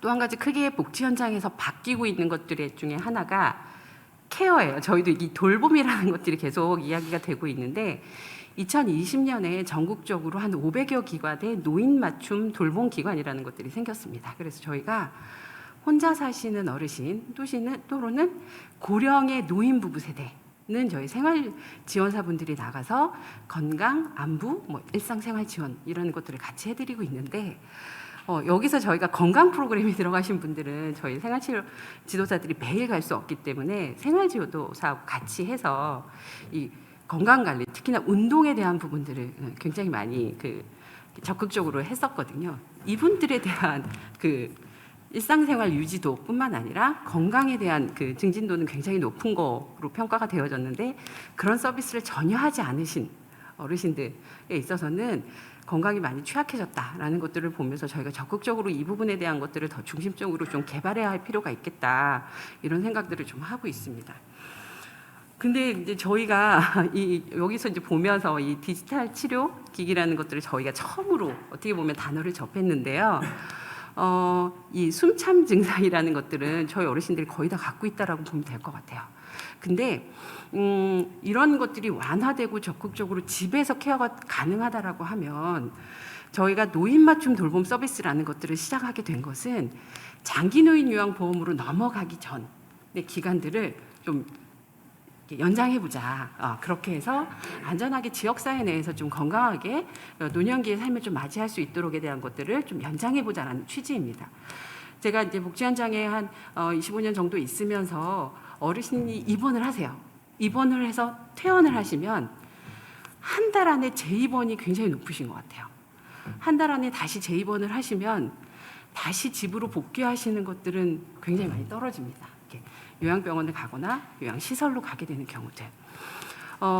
병원에서 퇴원을 하실 때도 사회사업팀이나 이제 수간호사님이 이분을 자택으로 퇴원을 시켜야 되는데 이 이후에 대한 관리 방안에 대한 걱정들을 좀 많이 하셔서 이제 복지관 쪽으로 연결을 좀 해주시는 경우가 있어요. 어떤 것들을 좀 해야 된다, 좀 관리를 좀 해주셔야 된다, 뭐 이런 쪽으로요. 한 1990년도에 한 40개 정도의 복지관이 있었다라고 하면 지금 서울에만 한 99개 복지관들이 있고요. 또 한 30여 개의 노인복지관, 또 자치구별로 장애인복지관들이 다 있습니다. 그래서 저희가 이러한 어떤 복지 현장의 인프라라는 것들을 같이 좀 활용한다라고 하면 이런 디지털 치료기기가 이렇게 배포가 되었을 때 이런 것들을 더 적극적으로 활용하고 같이 건강한 삶을 이렇게 좀 영위할 수 있지 않을까 이제 이런 생각들도 이 발표들을 통해서 좀 많이 봤어요. 공동에서는 내년도에 헬스장을 스마트 헬스케어 이렇게 존 이렇게 해서 어르신의 신체적인 특성에 맞게끔 헬스를 이렇게 도와드릴 수 있도록에 대한 공간을 좀 마련하기로 했어요. 구에서 이제 지원도 좀 같이 해주시는데 저희가 공공의 생활체육에 있는 생활체육 시설들을 이용하시면서 오히려 다치시는 경우들을 좀 많이 봤기 때문에 저희가 그 어르신 신체적인 특성에 맞는 건강한 운동을 같이 지속을 했을 때 이 건강을 좀 유지하는 기간들이 더 늘어나지 않을까라는 기대들을 가지고 좀 하고 있습니다. 또 복지 현장에서는 특히나 이런 디지털 취약계층이라는 것들이 새로운 용어로 이렇게 대두하게 된 것 같아요.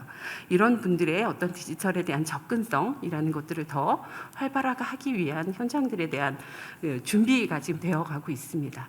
이런 의료 파트너에서 진행하고 있는 이런 디지털 헬스케어라는 부분들이 또 복지 현장에서 같이 잘 접목이 된다라고 하면 저희가 그 같이 어떤 그 방향점을 좀 가지고 있는 것 같아요. 저희도 돌봄이라는 것 자체가 최대한 그 돌봄이라는 어떤 체계를 갖춰서 그 건강한 삶을 영위한다라는 거는 같은 목적성을 좀 갖고 있는 거여서 연계 방안들을 또 잘 찾아본다라고 하면 그 의료적인 분야에서의 새로운 치료 방향들이 또 현장에서 잘 이렇게 뿌리 내릴 수 있지 않을까라는 그런 희망적인 생각들도 좀 같이 해보게 됐습니다. 네, 이상입니다. 네, 말씀 잘 들었습니다. 두 분 지정 토론자들의 말씀을 좀 간단히 요약을 하면은요, 우리 그 권호탁 박사님께서는 그 행위에 대한 비용, 그래서 현재 그 수가 체계가 행위 수가로 구성이 되어 있으나 그 최근 이제 뭐 기술의 변화, 기술의 발전에 따라서 공간적, 시간적 제약이 없어졌기 때문에, 그리고 또 치료에 대한 개념 자체가 변화했기 때문에 이제 심평원 입장에서 그 새로운 도전을 마주하고 있다라고 말씀을 주셨습니다. 실제 작년에 그 이제 시행됐던 혁신 의료기기 이제 그 법령 제정을 통해서 국민들이 이제 활용할 수 있는 여러 가지 그 신기술들이 이제 어쨌든 일종의 지능법이죠. 네, 지능법이 이제 제정이 됐는데 그 법령의 이제 그 이제 한계점과 또 이제 좀 기회에 대해서도 말씀을 주셨습니다.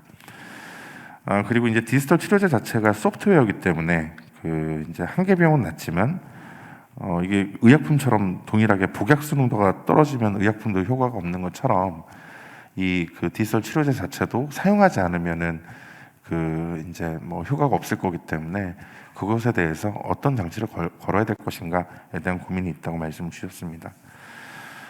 그리고 아까 그 지금 발제자분이 말씀하신 것과 달리 그 미국의 그 CMS에 이제 등재된 그 디지털 치료제는 없다라고 말씀을 주셨고요. 그리고 네, 뭐 영국과 독일의 이제 상황을 좀 말씀 주셨습니다. 요거는 근데 조금 저기 말씀을 드리면 독일의 디가라는 곳에서 이제 승인을 주죠. 근데 지난달 말 기준으로 24개의 서비스가 등재된 상황이고요. 네, 그거는 좀 보정을 드리도록 하겠습니다.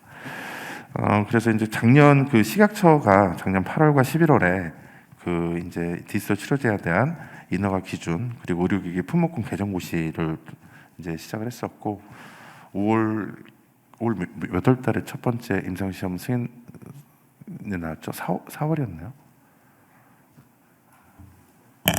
허가 임상 시험 기준으로는 9월이고요. 9월. 탐색 임상 기준으로는 이제 같은 품목으로는 1월이 네, 최초 사례입니다.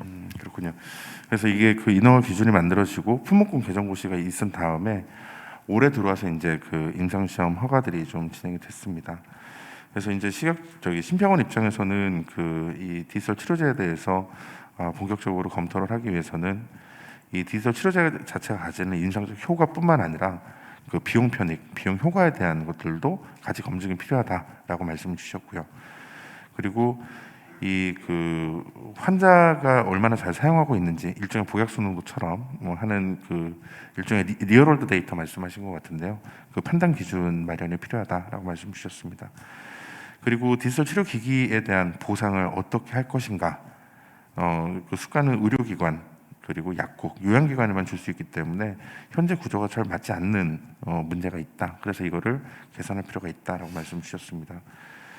그리고 두 가지 더 말씀을 주셨는데요. 하나는 이게 그 디지털 치료기기를 통해서 만들어지는 데이터들은 이거를 그 의료법상 진료기록으로 볼 것인가에 대한 관점에서 말씀을 주신 것 같아요. 그래서 해당 기업이 해당 데이터를 가지고 있을 수 있는 것인가, 혹은 의료기관에 제출해야 되는 것인가에 대한 그 고민도 필요하다라고 말씀을 주셨습니다. 마지막으로는 그 이제 예비 등재와 정식 등재에 대해서 그 이제 논의 그 중이라고 말씀을 주셨고요. 네. 그러면서 이제 건정심 말씀도 같이 주셨습니다.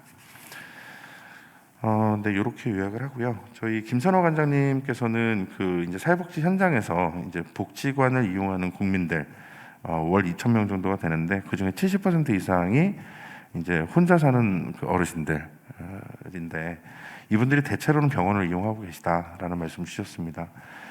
현실적으로는 그 병원 예약이 참 어려운데 이게 우리가 디지털 그 네이티브, 디지털 리터러시라고 얘기하는 그 이제 디지털 사용 기기에 대한 어떤 이용 어려움을 경험하시는 분들이 대부분이다라고 말씀 주셨습니다.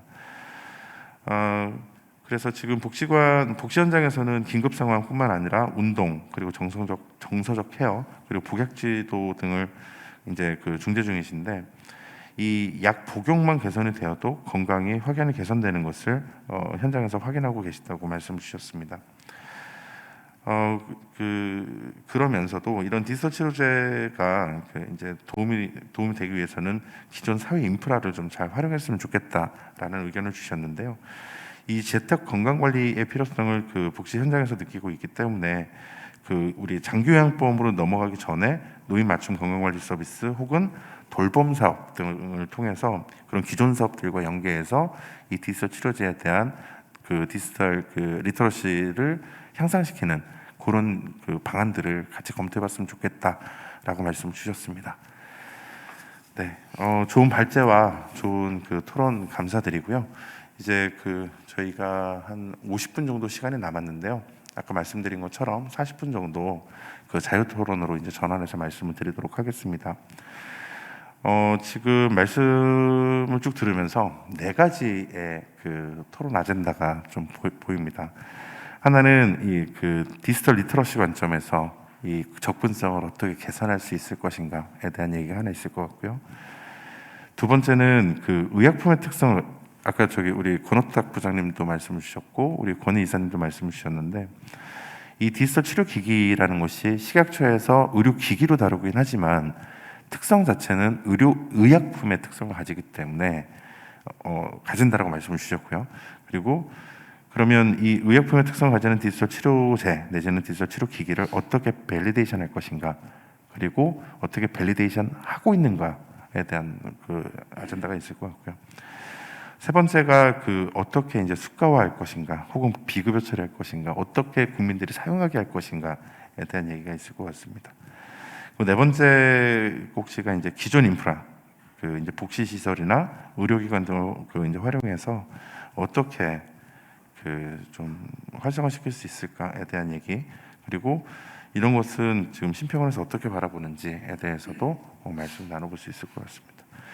그리고 이제 그 오늘 전재석 의원실하고 저기 이제 고영인 의원실에다가 이제 또 숙제를 저희가 또 드려야 되는데 그 숙제는 아까 그 우리 권호탁 부장님께서 말씀하셨던 것처럼 이게 현재 그 법 체계와 맞지 않는 또 그런 것들은 또 그리고 재정의 이슈가 있다라고 하면 그 해당 분야의 입법과 그 재정 마련을 그 저희가 촉구하는 그런 과정들도 좀 있어야 되겠다는 생각을 합니다.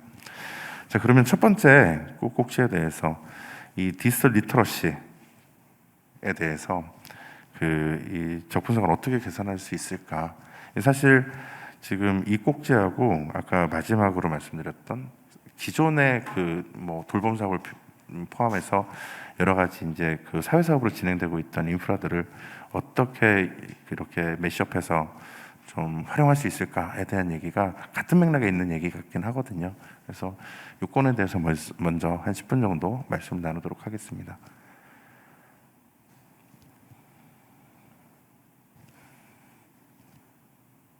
혹시 먼저 말씀하실 분 계시나요? 그러니까 복지 현장에서는 이 부분에 대한 준비들을 좀 하고 있고 시행을 좀 하고 있습니다. 1:1 교육도 좀 하고 있는데 기본적으로 그 어르신뿐만 아니라 그 다문화도 많이 유입이 되고 있고요. 그 탈북 세대들도 복지가 많이 이용을 하고 있는데 디지털도 디지털인데 용어가 너무 어려운 거예요. 그러니까 용어를 이해하시고 이렇게 처방되어진 내용들을 이 본인의 그 이해도라는 부분들도 상당히 좀 어려워하시는 부분들이 좀 있거든요. 저희도 이것들을 이야기하면서 이렇게 하다못해 복지관에 오시려면 QR 체크를 해야 되잖아요. 이 QR 체크를 확인하는 것들을 아직까지 1년 내내 교육을 좀 하고 있습니다. 근데 또 문제는 어르신이나 이렇게 또 많은 분들이 본인 명의의 휴대폰이 또 아니신 경우가 많아요. 그러니까 이런 어떤 인프라에 대한 부분들, 그러니까 디지털 치료기기가 도입이 좀 되려면 본인 인증이라는 것들과 여러 가지 것들이 같이 동반되어져야 될 텐데 그런 것들을 할 수 없는 이렇게 어르신 내지는 이제 보호자가 꼭 있어야 하는 장애인, 노인 부부이기는 하지만 서로가 서로자에게 보호자가 되기 어려운 경우라는 것들이 지금 저희 현장에서도 많이 풀어야 할 숙제인 것 같습니다. 기본적으로 건강검진을 가야 하잖아요.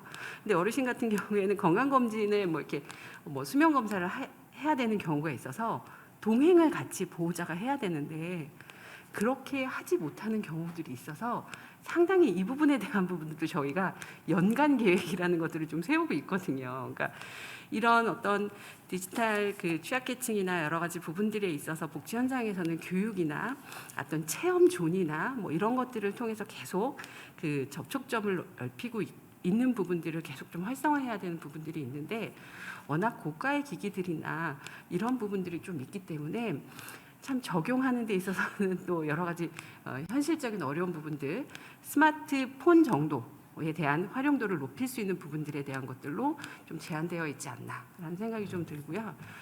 디지털 치료 기기가 이렇게 수가돼서 적용이 된다라고 하면 이런 복지 현장의 인프라, 지금 세계 한 500기관의 노인 맞춤 돌봄 기관이 전국적으로 있거든요. 이렇게 해서 생활 지원사 분들이 채용이 돼서 어르신들을 가가고 방문하는 부분들, 확인하는 부분들에 대한 서비스들이 계속 되고 있기 때문에 이러한 것들도 한번 활용해 보는 것들을 생각해 보면 어떨까, 이런 생각들을 좀 같이 해보게 됐습니다.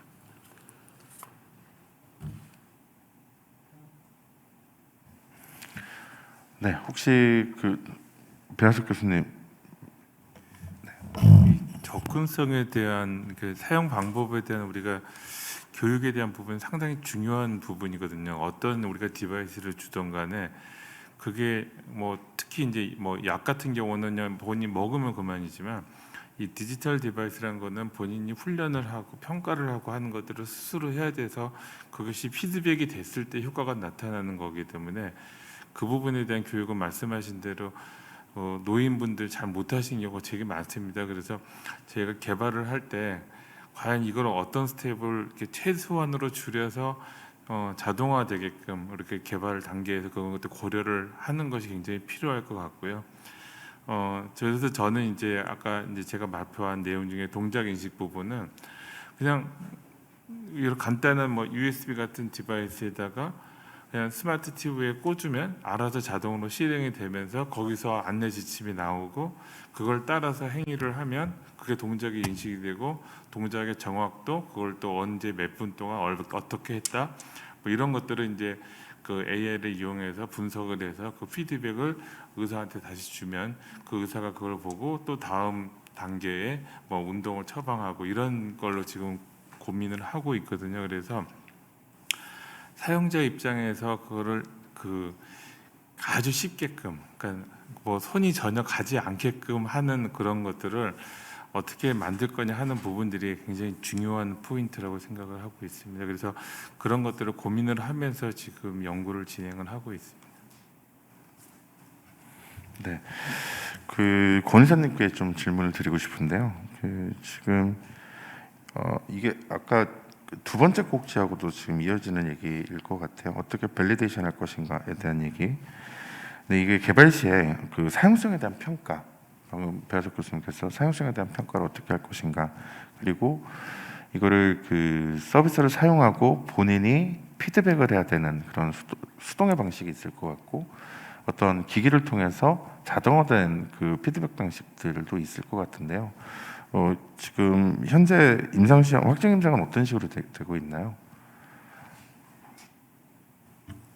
사용성에 대한 얘기들을 조금 DTX 관점에서 말씀을 좀 드리자면 이제 질문하신 내용에 좀 앞서서 말씀을 좀 드리고 싶은데 디지털 치료제라고 하는 이 요건들은 기존의 사용자들이 사용하던 방식과는 조금 다른 상황이라고 보시면 됩니다.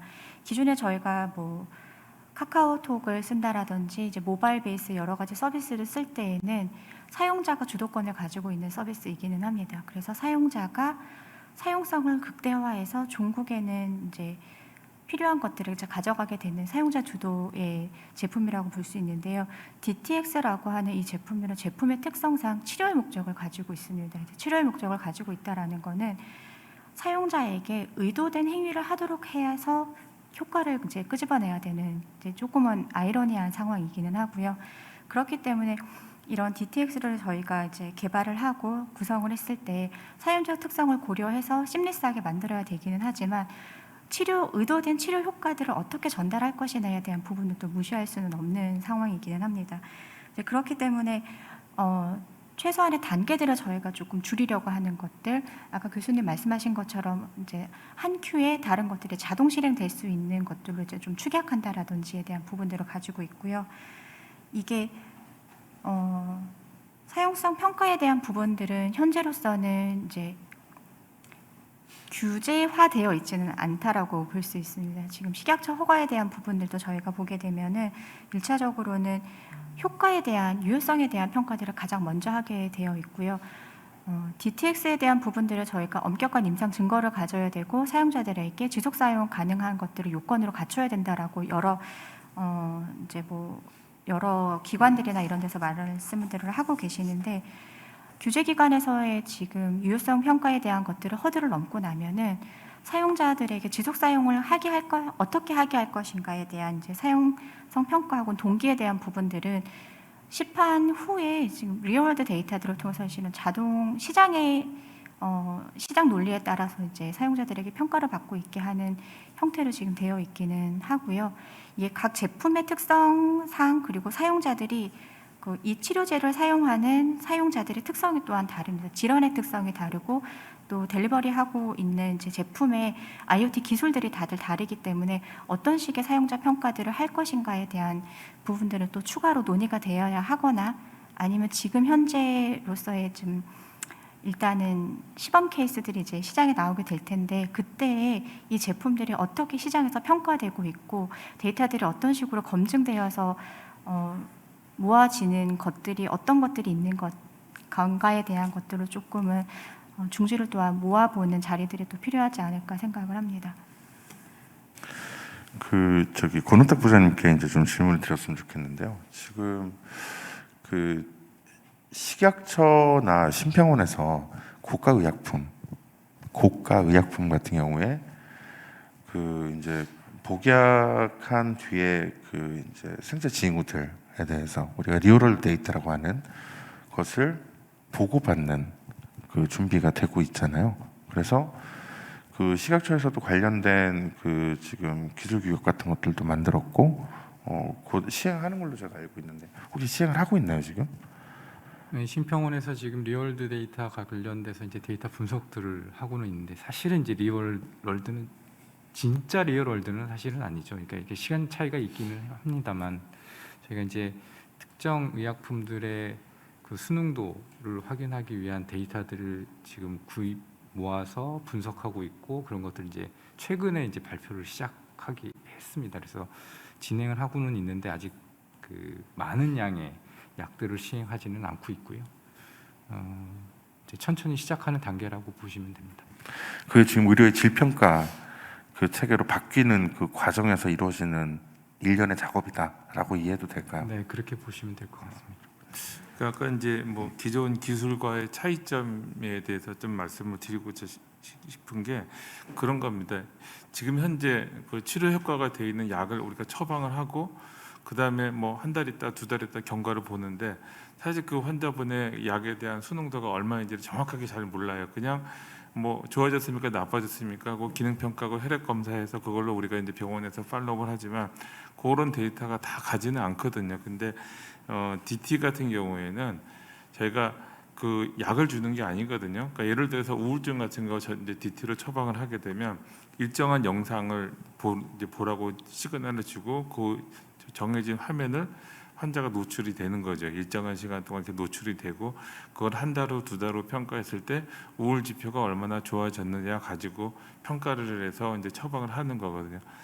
마찬가지로 여기 그 DT에서의 가장 중요한 거는 저는 재활 관점에서 말씀을 드려서 그렇지만 피드백에 대한 부분을 얼마나 정확하게 우리가 받을 수 있느냐 하는 부분이 굉장히 중요한 포인트고 기존 약하고의 굉장한 차이점이라고 보거든요. 그래서 제가 어떤 운동 처방을 내면 사실 저 운동하세요라고 많이들 하고 가르쳐주고 하죠. 근데 집에서 정말 열심히 하시는 분들이 있는데 제가 확인할 수가 없어요. 근데 이게 DT 처방을 나중에 이제 저희가 개발이 돼서 환자한테 처방을 한다 그러면 집에서 하는 거를 동작 인식으로 분석을 해가지고 저한테 실시간으로 환자가 한 달 후 왔을 때 한 달 동안 무슨 며칠 일주일에 며칠 동안 몇 분 동안에 어떤 동작을 어느 정확도로 시행을 했습니다라고 할 경우에 저는 환자의 처방에 굉장한 많은 도움을 받을 것 같아요. 그리고 실제 또 내가 처방한 것이 정확하게 잘 됐는지 이걸 잘 시행했을 경우에 환자가 호전되는 경우, 그러니까 가장 간단한 거는 아까도 말씀드렸지만 환자가 약을 먹는 시간만 정확하게 잘 체크를 해줘도 좋아진다고 지금 보고가 되고 있잖아요. 그렇기 때문에 그런 포인트 관점에서 우리가 DT를 조금 말씀을 드려야 될 것 같고, 그래서 진단명이 아닌 기능적 위주의 기능 위주로 우리가 이런 것들은 조금 DT 개념에서는 봐야 되지 않을까. 제가 운동 처방 냈는데 이거를 어떤 질환에 대한 운동 처방 너무너무 다양하고 힘들어서 그걸 할 수가 없어요. 그러면 이 사람은 뭐 대퇴 사두근의 근력이 약해서 뭐 이런 것들을 호전시켜야겠다. 보행 기능의 밸런스가 좀 떨어져서 밸런스에 대한 훈련을 시켜야겠다. 그러면 그 포인트를 가지고 우리가 프로그램을 만들어서 훈련을 시키는 거죠. 그러니까 재활치료의 대부분은 그런 식으로 돼 있습니다. 그렇기 때문에 우리가 DT란 개념에서 접근을 할 때 피드백이 굉장히 중요한 거고, 그러면 그 기능적인 부분에 포커스를 둬가지고 이거를 평가할 수 있는 시스템을 만들고 치료약으로 인정을 해주는 제도가 좀 있어야 되지 않을까. 그게 더 현실적이지 않을까라는 생각을 좀 합니다. 네, 지금 상당히 의미 있는 말씀 주셨는데요. 지금 이거를 그 IT 쪽에서는 적응형 시스템이라고 보통 얘기를 해요. 적응형 시스템, 어댑티브 시스템이라고 얘기하는데 작게는 예를 들어서 어떤 서비스를 내가 쓰고 있어요. 근데 예를 들어 지금 그 숨트는 서비스 같은 경우에 그냥 예를 들면 서비스를 씁니다. 그럼 제 산소 포화도가 바뀔 거잖아요. 그럼 산소 포화도의 그 현재 상황들을 보면서 서비스에서 제공하는 운동의 강도가 달라지겠죠.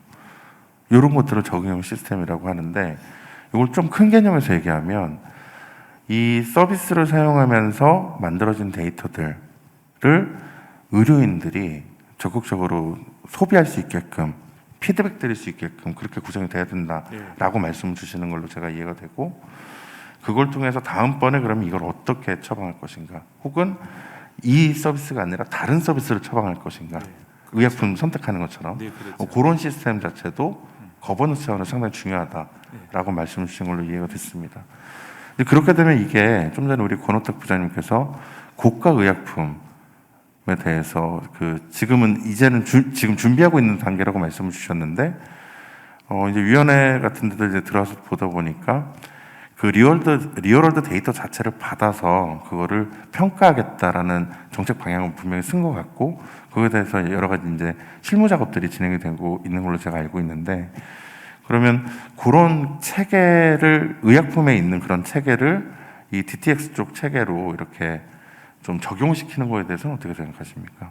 그 적용시키는 게 당연한 거죠. 왜냐하면 지금 현재 의사 선생님들이 처방을 내리고 처방에 대한 어떤 행동을 했던 그 결과물들을 피드백시키는 건, 그건 의사 선생님들이 이제 사실 치료의 한 과정이기 때문에 그걸 만일에 피드백을 하지 않는다는 전제에서 한다 그러면 사실은 이게 치료제의 개념으로 볼 수는 없는 거죠. 그러니까 예를 들면 지금 삼성이나 이런 시계들에서 뭐 심전도 체크하고 이런 거랑 같은 거라고 보시면 될 것 같아요. 그러니까 저희 심평원에서 만일에 그런 기능들을 갖고 있지 않은 어떤 웨어러블 기계들을 이런 것들에 대해서는 급여를 해줄 생각은 없는 거죠. 치료가 전제가 돼야 되고 그 치료는 거기서 나온 결과물들이 의사 선생님들한테 가서 그 환자에 대한 상태를 보다 더 호전시킬 수 있거나, 그러니까 완벽한 이 건강 개념에서 이런 것들이 적용되는 것들이 전제가 되는 거지, 그게 전제되지 않은 디지털 치료 기기라는 건 저희가 상정하지는 않고 있습니다.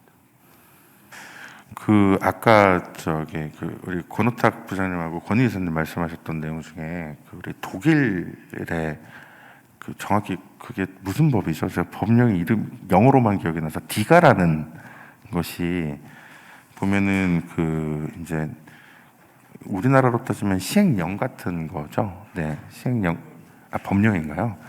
네, 근데 거기 보면은 그 보험사에 보고하는 그 규정까지도 거기 들어가 있거든요. 근데 그게 지금 우리가 지금 얘기하고 있는 심평원에 보고하는, 그리고 또 이제 뭐 필요하다면 민간보험사에 보고할 수 있는 그런 체계 자체를 또 얘기할 것 같은데, 우리나라에서는 지금 디가 같은 것들이 따로 지금 준비가 되고 있을까요? 특별하게 되고 있지는 않는 걸로 제가 알고 있고요. 실제로 독일에서 디지털 치료 재료에 관련된 법이 따로 만들어진 건 사실은 독일의 이제 독특한 문화라고 저는 생각을 합니다. 왜냐하면 독일이 이제 원래 규범적인 국가이기 때문에 그런 것들이 발생되면 그것들에 대한 규범들을 새로 만드는 것들이 굉장히 익숙한 국가고, 사실은 내용상으로 들여다보면 일반적인 의료기기, 치료기기들의 프로세스나 이런 것들이 약간의 디지털 치료기기가 갖고 있는 특성들이 가미돼서 만들어져 있어서, 실제 우리나라에서 처음에 디지털 치료기기에 대한 검토를 할 때 의료 치료재료 검토하는 과정하고 뭐가 달라져야 되지라는 고민들을 사실은 조금 했었어요. 근데 이제 아까 말씀드렸던 것처럼 장비 자체가 갖고 있는 특성은 치료기기랑 비슷하지만 실제로 사용되는 유통 과정들이나 이런 것들을 보면 약하고 달라서, 그래서 아마 식약처에서 고민을 하다가 치료재료 쪽으로 이제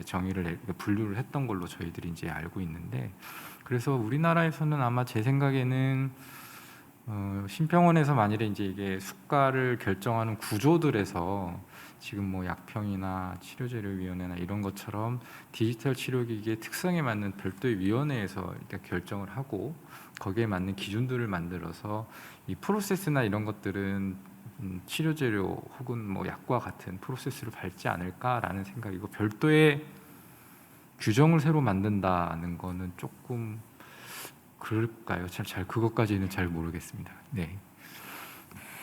그 얼마 전에 그 건정심에서 저기 분과 그 행식과 분과였나요? 거기에서 올라갔다가 좀 잘 안 된 걸로 제가 얘기를 듣기는 했는데, 그래서 아예 그 안건으로 상정 자체가 안 됐던 걸로 제가 알고 있는데, 혹시 해당 정보를 좀 알고 계시나요? 건정심으로 아예 올라가는 그 안건 상정이 안 된. 지금 최근에 건정심에서는 디지털 헬스 이 관련된 내용들이 보고는 됐던 걸로 제가 알고 있어서 지금 말씀하셨던 내용이 정확히 어떤 내용인지 모르겠는데, 최근에 혁신의료기술과 관련된 보고들이 있었고 그 안에 디지털 치료기기와 관련된 거하고 인공지능과 관련된 보고들은 있었던 걸로 알고, 그 보고 내용들이 아까 말씀드렸던 것처럼 임시 등재, 예비 등재, 그다음에 정식 등재 이런 트랙으로 진행을 할 계획이고, 이제 이런 것 그러면 그때 비용을 어떻게 산정할지 이제 이런 것들에 대해서는 앞으로 이제 진행을 하겠다, 이제 이 정도의 보고가 있었던 걸로 저는 알고 있습니다. 근데 제가 볼 때는 이게 당뇨 환자가 당뇨 그 혈당 측정기를 이게 보험의 어떤 수가 적용을 받으면 사지는 않지 않아요? 그냥 네네. 본인이 네. 당뇨 진단을 받으면 거기에 맞아서 본인이 사시는 거고, 뭐 이게 DT가만 적용이 된다 그래도 만약에 어떤 뭐 디바이스가 필요하다 그러면 그걸 치료를 하기 위해서는 환자 본인이 동의를 하고 그 기기는 본인이 구입을 해야 되는 거 아닌가요? 그러니까 이제 그런 부분들이 그거를 뭐 지금 이제 굉장히 수가에 포함시켜서 뭐 한다 이거는 조금 그러니까 지금 그런 부분들이 이제 논란이 되고 있는 쟁점 부분인 거죠. 그러니까 예컨대 앱을 구입을 하는 거잖아요. 결과적으로 보면. 그래 앱을 이걸 그러니까 약처럼 이렇게 가격을 산정해 주는 게 맞느냐, 아니면 그냥 아까 말씀하셨던 것처럼 그 지금 현재 뭐 당뇨 환자들이 혈당 체크하는 그런 것처럼 그냥 본인이 구매하게 하는 게 맞느냐, 뭐 이런 부분들에 대한 고민들이 있는 거죠. 일본 같은 경우에 지금 그 담배 흡연자들 관련된 치료 그 디지털 치료기기 같은 경우에는 디지털 치료기기 안에 그 소켓 가는 비용들은 건강보험에서 제공을 하고 있거든요. 그래서 이제 그런 부분들이 이제 사실은 논쟁 중에 있는 부분입니다. 그래서 어디까지 수가에서 적용해 주는 게 맞는 건지, 그래서 아직 뭐 결정된 건 없고요. 이래저래 지금 논쟁 중에 있고 뭐 검토 중에 있는 상황입니다. 이게 지금 현장 네. 아까 교수님 말씀하셨던 것 중에 이제 당뇨 환자의 혈당기 사례로 잠깐 말씀을 해주셨는데, 디지털 치료제를 저희가 개발하는 개발사 입장에서는 치료라는 용어가 저희 이제 제품명 안에 들어가 있지 않습니까? 이제 당뇨 혈당 기기는 실은 이제 측정 기기인 거고 이 자체로만 치료 효과를 나타내지는 않습니다. 근데 약물과 같이 이제 DTX라는 이제 소프트웨어 자체는 아까 이 자체가 가지는 치료 효과의 기능들을 일단은 가지고 있기 때문에 그 다른 이제 기타 의료기기와는 조금 다른 트랙으로 고려를 또 해봐야 되지 않을까. 아까 또 약물 얘기도 잠깐 하셨는데 기존에 저희가 효과가 있다라고 알려져서 이미 시중에서 일반인들에게도 너무 잘 알려져 있는 여러 약들이 있는데도 효과가 있는데도 약 복용에 대한 어려움들을 또 일반인들도 많이 겪고 계시잖아요. 그러니까 DTX에 대한 부분들이 어떻게 이 제품들을 하게 할 것인가에 대한 부분들을 제조사에서 실은 계속 풀어나가야 되는 문제이기는 하지만 사용을 잘 하고 있는지에 대한 평가들을 통해서 약물이 사용성을 높이려고 하는 그 수능도를 높이려고 하는 것처럼 DTX 자체도 또 다른 작용으로 수능도를 높일 수 있는 여러 이제 장치들을 조금 마련을 해야 되지 않을까 생각을 합니다. 그러니까 지금 말씀하셨던 것들이 굉장히 첨예하게 이제 비용 부분에서는 나타나는 문제들이고, 그래서 이제 말씀하셨던 것처럼 제조사 입장에서는 이제 계속 그런 말씀들을 해주시는 거고, 실제로 이제 시민단체들이나 이런 쪽에서는 아까 이제 교수님 말씀하셨던 그런 내용들로 이야기를 하고 있어서 이 부분은 이제 저희가 연구를 계속 진행하고 사실은 시스템을 만들어가는 과정에서도 계속 고민되는 부분입니다. 언젠가는 결정이 나긴 하겠지만, 그래서 아까 독일 사례 말씀드렸지만 실제로 디지털 치료기기가 기존에 있었던 치료 급여 내용의 한 20%, 많이 높으면 한 40%까지 비용이 저렴해진 이유가 아마 그런 것들이 아닐까라는 추정을 해볼 수는 있습니다. 네, 지금 그 말씀 이렇게 들어보니까 결국 그런 것 같아요. 그 제조사들 같은 경우에는 그 우리가 디지털 치료제에 대해서 지금 그 아직 한 번도 보지 못하신 분들도 있을 거라고 생각을 해요. 왜냐하면 우리나라에서 지금 임상시험 진행되고 있는 게 그 실제 그 제품이 나와서 그 임상시험을 하고 있는 게 사실 2건밖에 없는 거잖아요. 그래서 그리고 그 2건도 양상이 달라요. 소프트웨어만 있는 게 있고 소프트웨어와 하드웨어로 구성되어 있는 제품들이 있는 거죠. 그러니까 우리가 이렇게 개념적으로 얘기하는 게 아니라 직접 써보고 그 명확한 해당 서비스에 대해서 얘기를 나누는 게 되게 필요하겠다라는 생각이 듭니다. 이제 그런 맥락에서 저는 이제 다 같은 맥락의 말씀을 주시는 거라고 제가 이해는 하는데, 예를 들어서 우리가 음악 스트리밍 서비스 요즘에 다 구독 서비스로 쓰잖아요. 매월 얼마씩 내고. 예전에 MP3 열심히 받았다면.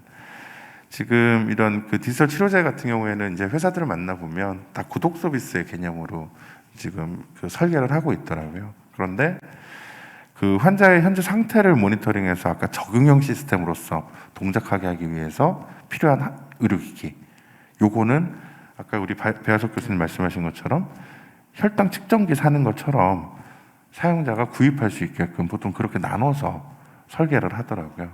그러니까 그런 것들도 좀 더 구체적인 서비스들, 제품들을 가지고서 얘기하면 어느 정도 컨센서스를 가지고 얘기할 수 있겠다는 생각이 드네요. 제가 이제 고민했던 부분은 이런 거죠. 같은 증상에 대해서 치료하는 프로그램이 있는데 A라는 회사, B라는 회사, C라는 회사, D라는 회사가 다 따로 어떤 자기 로직을 가지고 만들 겁니다. 그러면 그거를 이제 그 이제 임상적 효과를 검증을 다 받았어요. 그래서 등록이 다 됐어요. 그럼 그 선택하는 부분은 소비자의 몫이거든요. 그러면 의사가 내가 처방했을 때 나는 A라는 회사 제품을 가지고 그러면 적용을 해서 결과 보내겠습니다. 뭐 또 다른 사람 저는 B라는 회사를 하겠습니다 할 때 의사가 어떤 A, B, C, D 제품에 대해서 선택권을 가지면 안 되는 거거든요.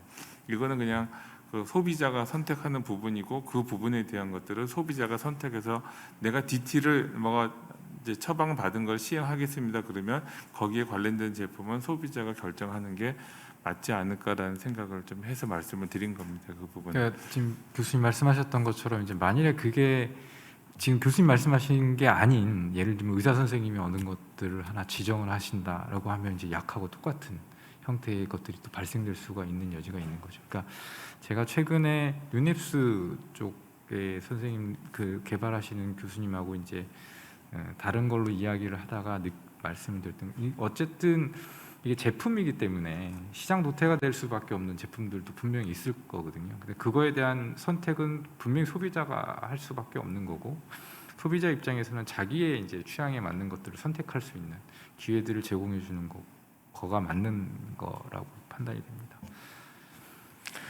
그 의약품으로 따지면 이게 성분명 처방이냐 제품명 처방이냐 그런 얘기네요. 뭐 그렇게 네. 보실 수도 있죠. 근데 네. 이제 처방하는 주체가 이제 뭐 의사가 저는 그냥 뭐 이러이러한 개념의 이런 치료제가 뭐 이렇게 4가 있으니까 그 중에 하나를 선택해서 나한테 연락을 주면 나는 그거에 대해서 피드백을 주면서 처방에 대한 수가를 받는 거고요. 그게 이제 처방이 됐을 그 기기를 이용해서 우리 병원에 리턴이 됐을 경우에 한해서 이제 수가를 받는 거고 뭐 이렇게 처방을 냈지만 환자가 나 안 쓰겠다라고 안 하면 그거는 내가 아무리 처방을 내도 처방비가 병원에 들어오지는 않을 거고 그래서 그런 개념에서 처방비하고 그다음 디바이스 기기하고는 조금 별도로 가는 게 왜냐하면 이 제도가 빨리 정착할 수 있는 방법이 아닐까라는 생각을 좀 하거든요. 왜냐하면 이 기기 값까지 다 포함해가지고 수가화해가지고 이렇게 뭐 한다 그러면 그 항목별로 굉장한 저항을 많이 받을 것 같아요. 그래서 이 디지털 치료제가 좀 정착을 빨리 하기 위해서는 그런 부분에서는 좀 그 분리가 돼서 좀 가는 게 낫지 않을까. 그리고 또 다양성도 있고 회사마다 자기의 특성을 가지고 개발하는 부분도 있고 그래서 그런 것들은 조금 수가적으로도 보면 선생님들의 처방은 행위료에 네. 들어가는 거고요. 네. 이 치료 재료에 대한 거는 치료 재료 비용, 그러니까 재료 비용으로 들어간 거라서 좀 구분이 되는 게 맞는 것 같습니다. 그러니까 어차피 이게 하나로 다 묶어서 수가를 만들기에는 너무 아까 말씀드렸던 것처럼 이제 너무 이렇게 그 일률적으로 만들기가 불가능하다는 게 저희 판단이기도 합니다. 이게 상당히 흥미로운 그 포인트인 것 같아요. 예를 들어서 지금 아세트아미노펜을 처방을 했다. 그러면 타이레놀을 먹을 수도 있고 타이레누를 먹을 수도 있는 거고, 그죠? 근데 현실적으로 보면 의료기기 품목군에서 예를 들어서 그 심장제어 소프트웨어다. 그렇게 SAMD, DTX로 그 인허가를 받은 거라면 그 해당 품목으로 그 인증받은 제품을 그냥 그 사용자 환자가 본인이 선택하면 된다라는 말씀. 네, 그런 제품에 군해서 자기가 선택을 하는 거는 네네. 뭐 내가 뭐 고가의 좋은 뭐 프로그램을 내가 선택을 하고 싶다 그럼 자기가 그 선택해서 그걸로 전송을 하면 되는 거거든요. 그런 식으로 가는 게 좀 그 회사 입장에서도 그 정말 내가 좋은 제품을 만들면 잘 팔릴 거 아닙니까? 그리고 많은 사람들이 사용할 거고 그런 개념에서 본다 그러면 그런 식의 시장 구조를 만드는 게 더 낫지 않을까라는 생각을 좀 하는 거죠. 그러니까 지금 이런 논의 구조 때문에 아까 저희가 그 수가를 어떻게 줄지에 대한 고민을 하는 거예요. 그러니까 예를 들면 의료기관하고 약국이 아닌 의료 업체한테 그 비용을 줄 수 있는 방법이 지금 현재상으로는 없으니까. 그러니까 의사 선생님들이야 이제 의료기관에 계시고 처방은 행위료로 통해서 저희가 이제 비용을 드릴 수 있지만 이 DTX 같은 경우에는 어쨌든 업체에서 이걸 관리하고 소비자 입장에서는 업체 홈페이지나 이런 쪽에서 얻을 텐데 그 비용을 저희들이 줄 수 있는 지금 뭐 법상으로는 쉽지 않고 약국처럼 어떤 플레이스토어 뭐 이런 것들이 있어야 되는 건가? 뭐 이제 이런 생각을 좀 하게 되는 거죠. 그래서 거버넌스에 대한 부분들이 사실은 마련 검토가 좀 같이 저희들이 지금 하고 있는데 그런 부분들이 좀 실제로 활용 단계에서는 굉장히 중요하게 나타날 것 같습니다. 그리고 아까 이제 그 환자 정보의 주인이 누구냐라고 말씀을 이제 잠깐 하셨었는데, 저는 이제 이렇게 생각합니다. 그 부분에 대해서 많은 고민을 해오고 있는데, 검사 결과 자체는 환자 본인의 것입니다. 근데 그거를 해석해서 진단하는 거는 그 의사의 거예요. 근데 지금 현재는 진단명까지 다 환자 걸로 지금 되어 있는 상태거든요. 그래서 이 환자가 자기의 데이터를 예를 들어서 이 A라는 회사에다가 그 회사 제품을 사고 나는 A라는 회사에다가 내 데이터를 쓸 수 있게끔 동의를 해주면 그 부분은 전혀 문제가 되지 않는다고 보는 거거든요. 그리고 내가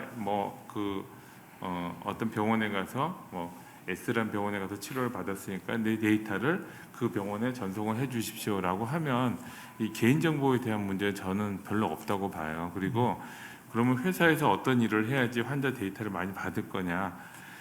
지금 제가 아는 미국의 한 업체도 어떤 질환에 대한 데이터를 많이 받습니다. 받고 그 정보를 입력해 주신 분한테는 그 회사가 가지고 있는 정보를 가지고 재가공을 해서 그분한테 당신의 현재 건강 상태는 어떻고 당신하고 같은 질환을 앓으신 분들은 통상적으로 어떤 약을 복용을 하고 계시고 용량을 얼마나 먹고 있고, 그러면 내가 정말 제대로 잘 치료를 받고 있구나, 나의 상태가 어떻구나, 나의 예후가 어떻게 가겠구나라는 거를 환자한테 정보를 이렇게 대신 고가의 어떤 재가공된 정보를 주는 식으로 해서 데이터를 받는 거거든요. 그래서 그 회사별로 어떤 그런 정책은 있어야 될 것 같아요. 그래서 우리 회사 제품을 쓰면 당신에게 더 많은 부가적인 정보를 주고 건강 관리를 해주십니다라고 하면은 사람들이 더 좋은 제품을 그런 제품을 쓰지 않겠어요. 그래서 그런 데이터를 관리하는 거는 제가 볼 때는 뭐 크게 걱정할 부분은 아니라고 생각을 하거든요. 그러니까 그 데이터에 대한 주인은 환자의 것이고 환자의 동의하에 모든 게 진행이 된다 그러면 그 부분에 대해서는 크게 걱정할 필요는 없다고 생각합니다. 데이터 관점에서도 저희도 이제 계속 고민을 하고 있는 것 중에 하나가 기본적으로 디지털 기반의 기기들에서 쌓이는 데이터의 양은 굉장히 방대합니다. 이 방대한 데이터들을 어떻게 관리를 하게 할 것이냐에 대한 부분들이 이제 1차원적으로 고민이 되는 거고, 저희도 이제 민감 정보들을 다루는 이제 회사들이기 때문에 여러 가지 갖춰야 되는 보안 인증의 프로세스를 이제 병원에 준해서 저희는 다 인증을 받고 있는 상황이기는 한데요. 이런 디지털 치료제가 사용자들에게 사용이 되었을 경우에 쌓이는 그 방대한 데이터들 중에 정말 의사 선생님들께 필요한 그 의미 있는 데이터들은 또 일부일 거거든요. 네. 지금 저희도 고민하는 바에 대한 것들을 이 전체 로 데이터가 실은 병원에 들어가는 건 병원에서도 원치 않으실 것 같기는 하고요. 그 중에서 의미 있는 데이터들이라고 그 진료에 활용될 수 있는 정보들을 추려서 의무 기록으로 또 근거로 활용할 수 있는 형태로 제공을 해드리는 게 맞지 않을까 생각이 들고, 저희는 이제 DTX 제품뿐만이 아니라 모든 디지털 서비스들은 그 사용자의 동의를 거쳐서 데이터들을 저장을 하고 뭐 제3자에 공개를 하거나 하는 이제 정보 보안에 대한 절차들을 다 가지고 있기는 합니다. 그래서 교수님 말씀하신 것처럼 개인의 동의하에 진행을 하되 DTX라는 이 분야에서는 어느 영역까지 의료진에게 제공을 할 것이냐에 대한 부분을 또 고민을 해야 되는 거고, 조금 다른 차원으로 말씀드리면 이 데이터 트랜스퍼를 어떻게 할 것이냐에 대한 부분들도 또 고민이 되는 형태이기는 하거든요. 근데 저희가 이제 허가를 앞두고 이제 시판을 목전에 두고 있는 이제 회사로서의 저희가 생각하고 있는 가장의 차선책들은 리포트 형식을 발간을 해서 그것들을 이제 병원에서는 저장하실 수 있는 페이퍼 형태의 것들을 뭐 PDF가 됐던 뭐 팩스 전송이 됐던 이러한 것들이 1차적으로는 가장 현실적이지 않을까 싶기는 하고요.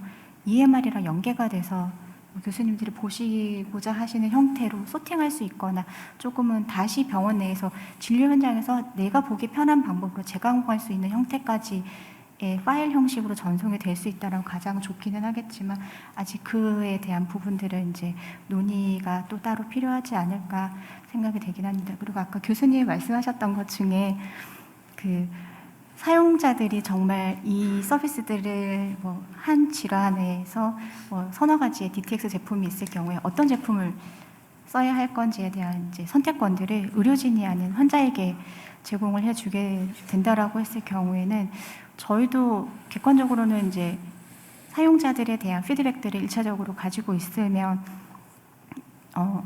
좋기는 하겠지만 사용자들이 또 그만큼 성숙해야지 되지 않을까에 대한 고민도 같이 하고 있습니다. 일례로 제가 무릎에 자꾸 멍이 들어가지고 멍을 없애는 약이 있다라는 얘기가 있어가지고 이제 약국을 갔어요. 그래서 멍 없애는 약을 좀 주세요 하고 이제 어디서 들은 제품명이 하나 있어서 그 제품명을 말씀을 드렸는데 그 약이 없다고 하시면서 이제 서너 가지 약들을 보여주시더라고요. 근데 자세히 이제 들여다보니까 헤파린 제제의 제품들도 있고요. 혈행 개선을 하는 걸로 이제 명 제거 효과가 있다 이렇게 나오는 제품들이 있더라고요. 어느 약을 살지 몰라서 일단은 하나를 샀는데 원하던 약이 아니어가지고 다른 약국을 또 갔습니다. 다른 약국에 가서 또 얘기를 했더니 제일 처음에 오리진으로 나온 제품이 이겁니다라고 해서 이제 하나를 권해주시더라고요. 이제 하물며 지금 많이 널리 알려져 있는 의약품만 하더라도 소비자가 약들을 선택을 할 때 할 수 있는 일반 의약품만 하더라도 자신의 선택권들을 가지고 어떤 기준으로 가지고 선택을 해야 될지 모르는 형태인데 이제 DTX라는 새로운 제품들이 시장에 나오고 아직 사용성에 대한 허들도 많이 넘어야 되고 아까 말씀하신 것처럼 이제 디지털 리터러시에 대한 부분도 저희가 많이 올려야 되는 이 시점에서 DTX가 시장에 진입할 때에는 좀 다른 관점의 시작 시점들을 좀 고려해 주셔야 되지 않을까 좀 생각을 해봅니다. 개발사 입장에서 굉장히 걱정하신 것 같은데 사실 제가 말씀드린 현실은 앞으로도 아주 먼 미래가 될 겁니다. 왜냐하면 이 DTX 허가 받는 것 자체도 굉장히 쉬운 일이 아니고 지금 현재 기준으로 봐도 어떤 특정 질환에 대해서 임상적 효과가 검증이 돼야 되는 거거든요.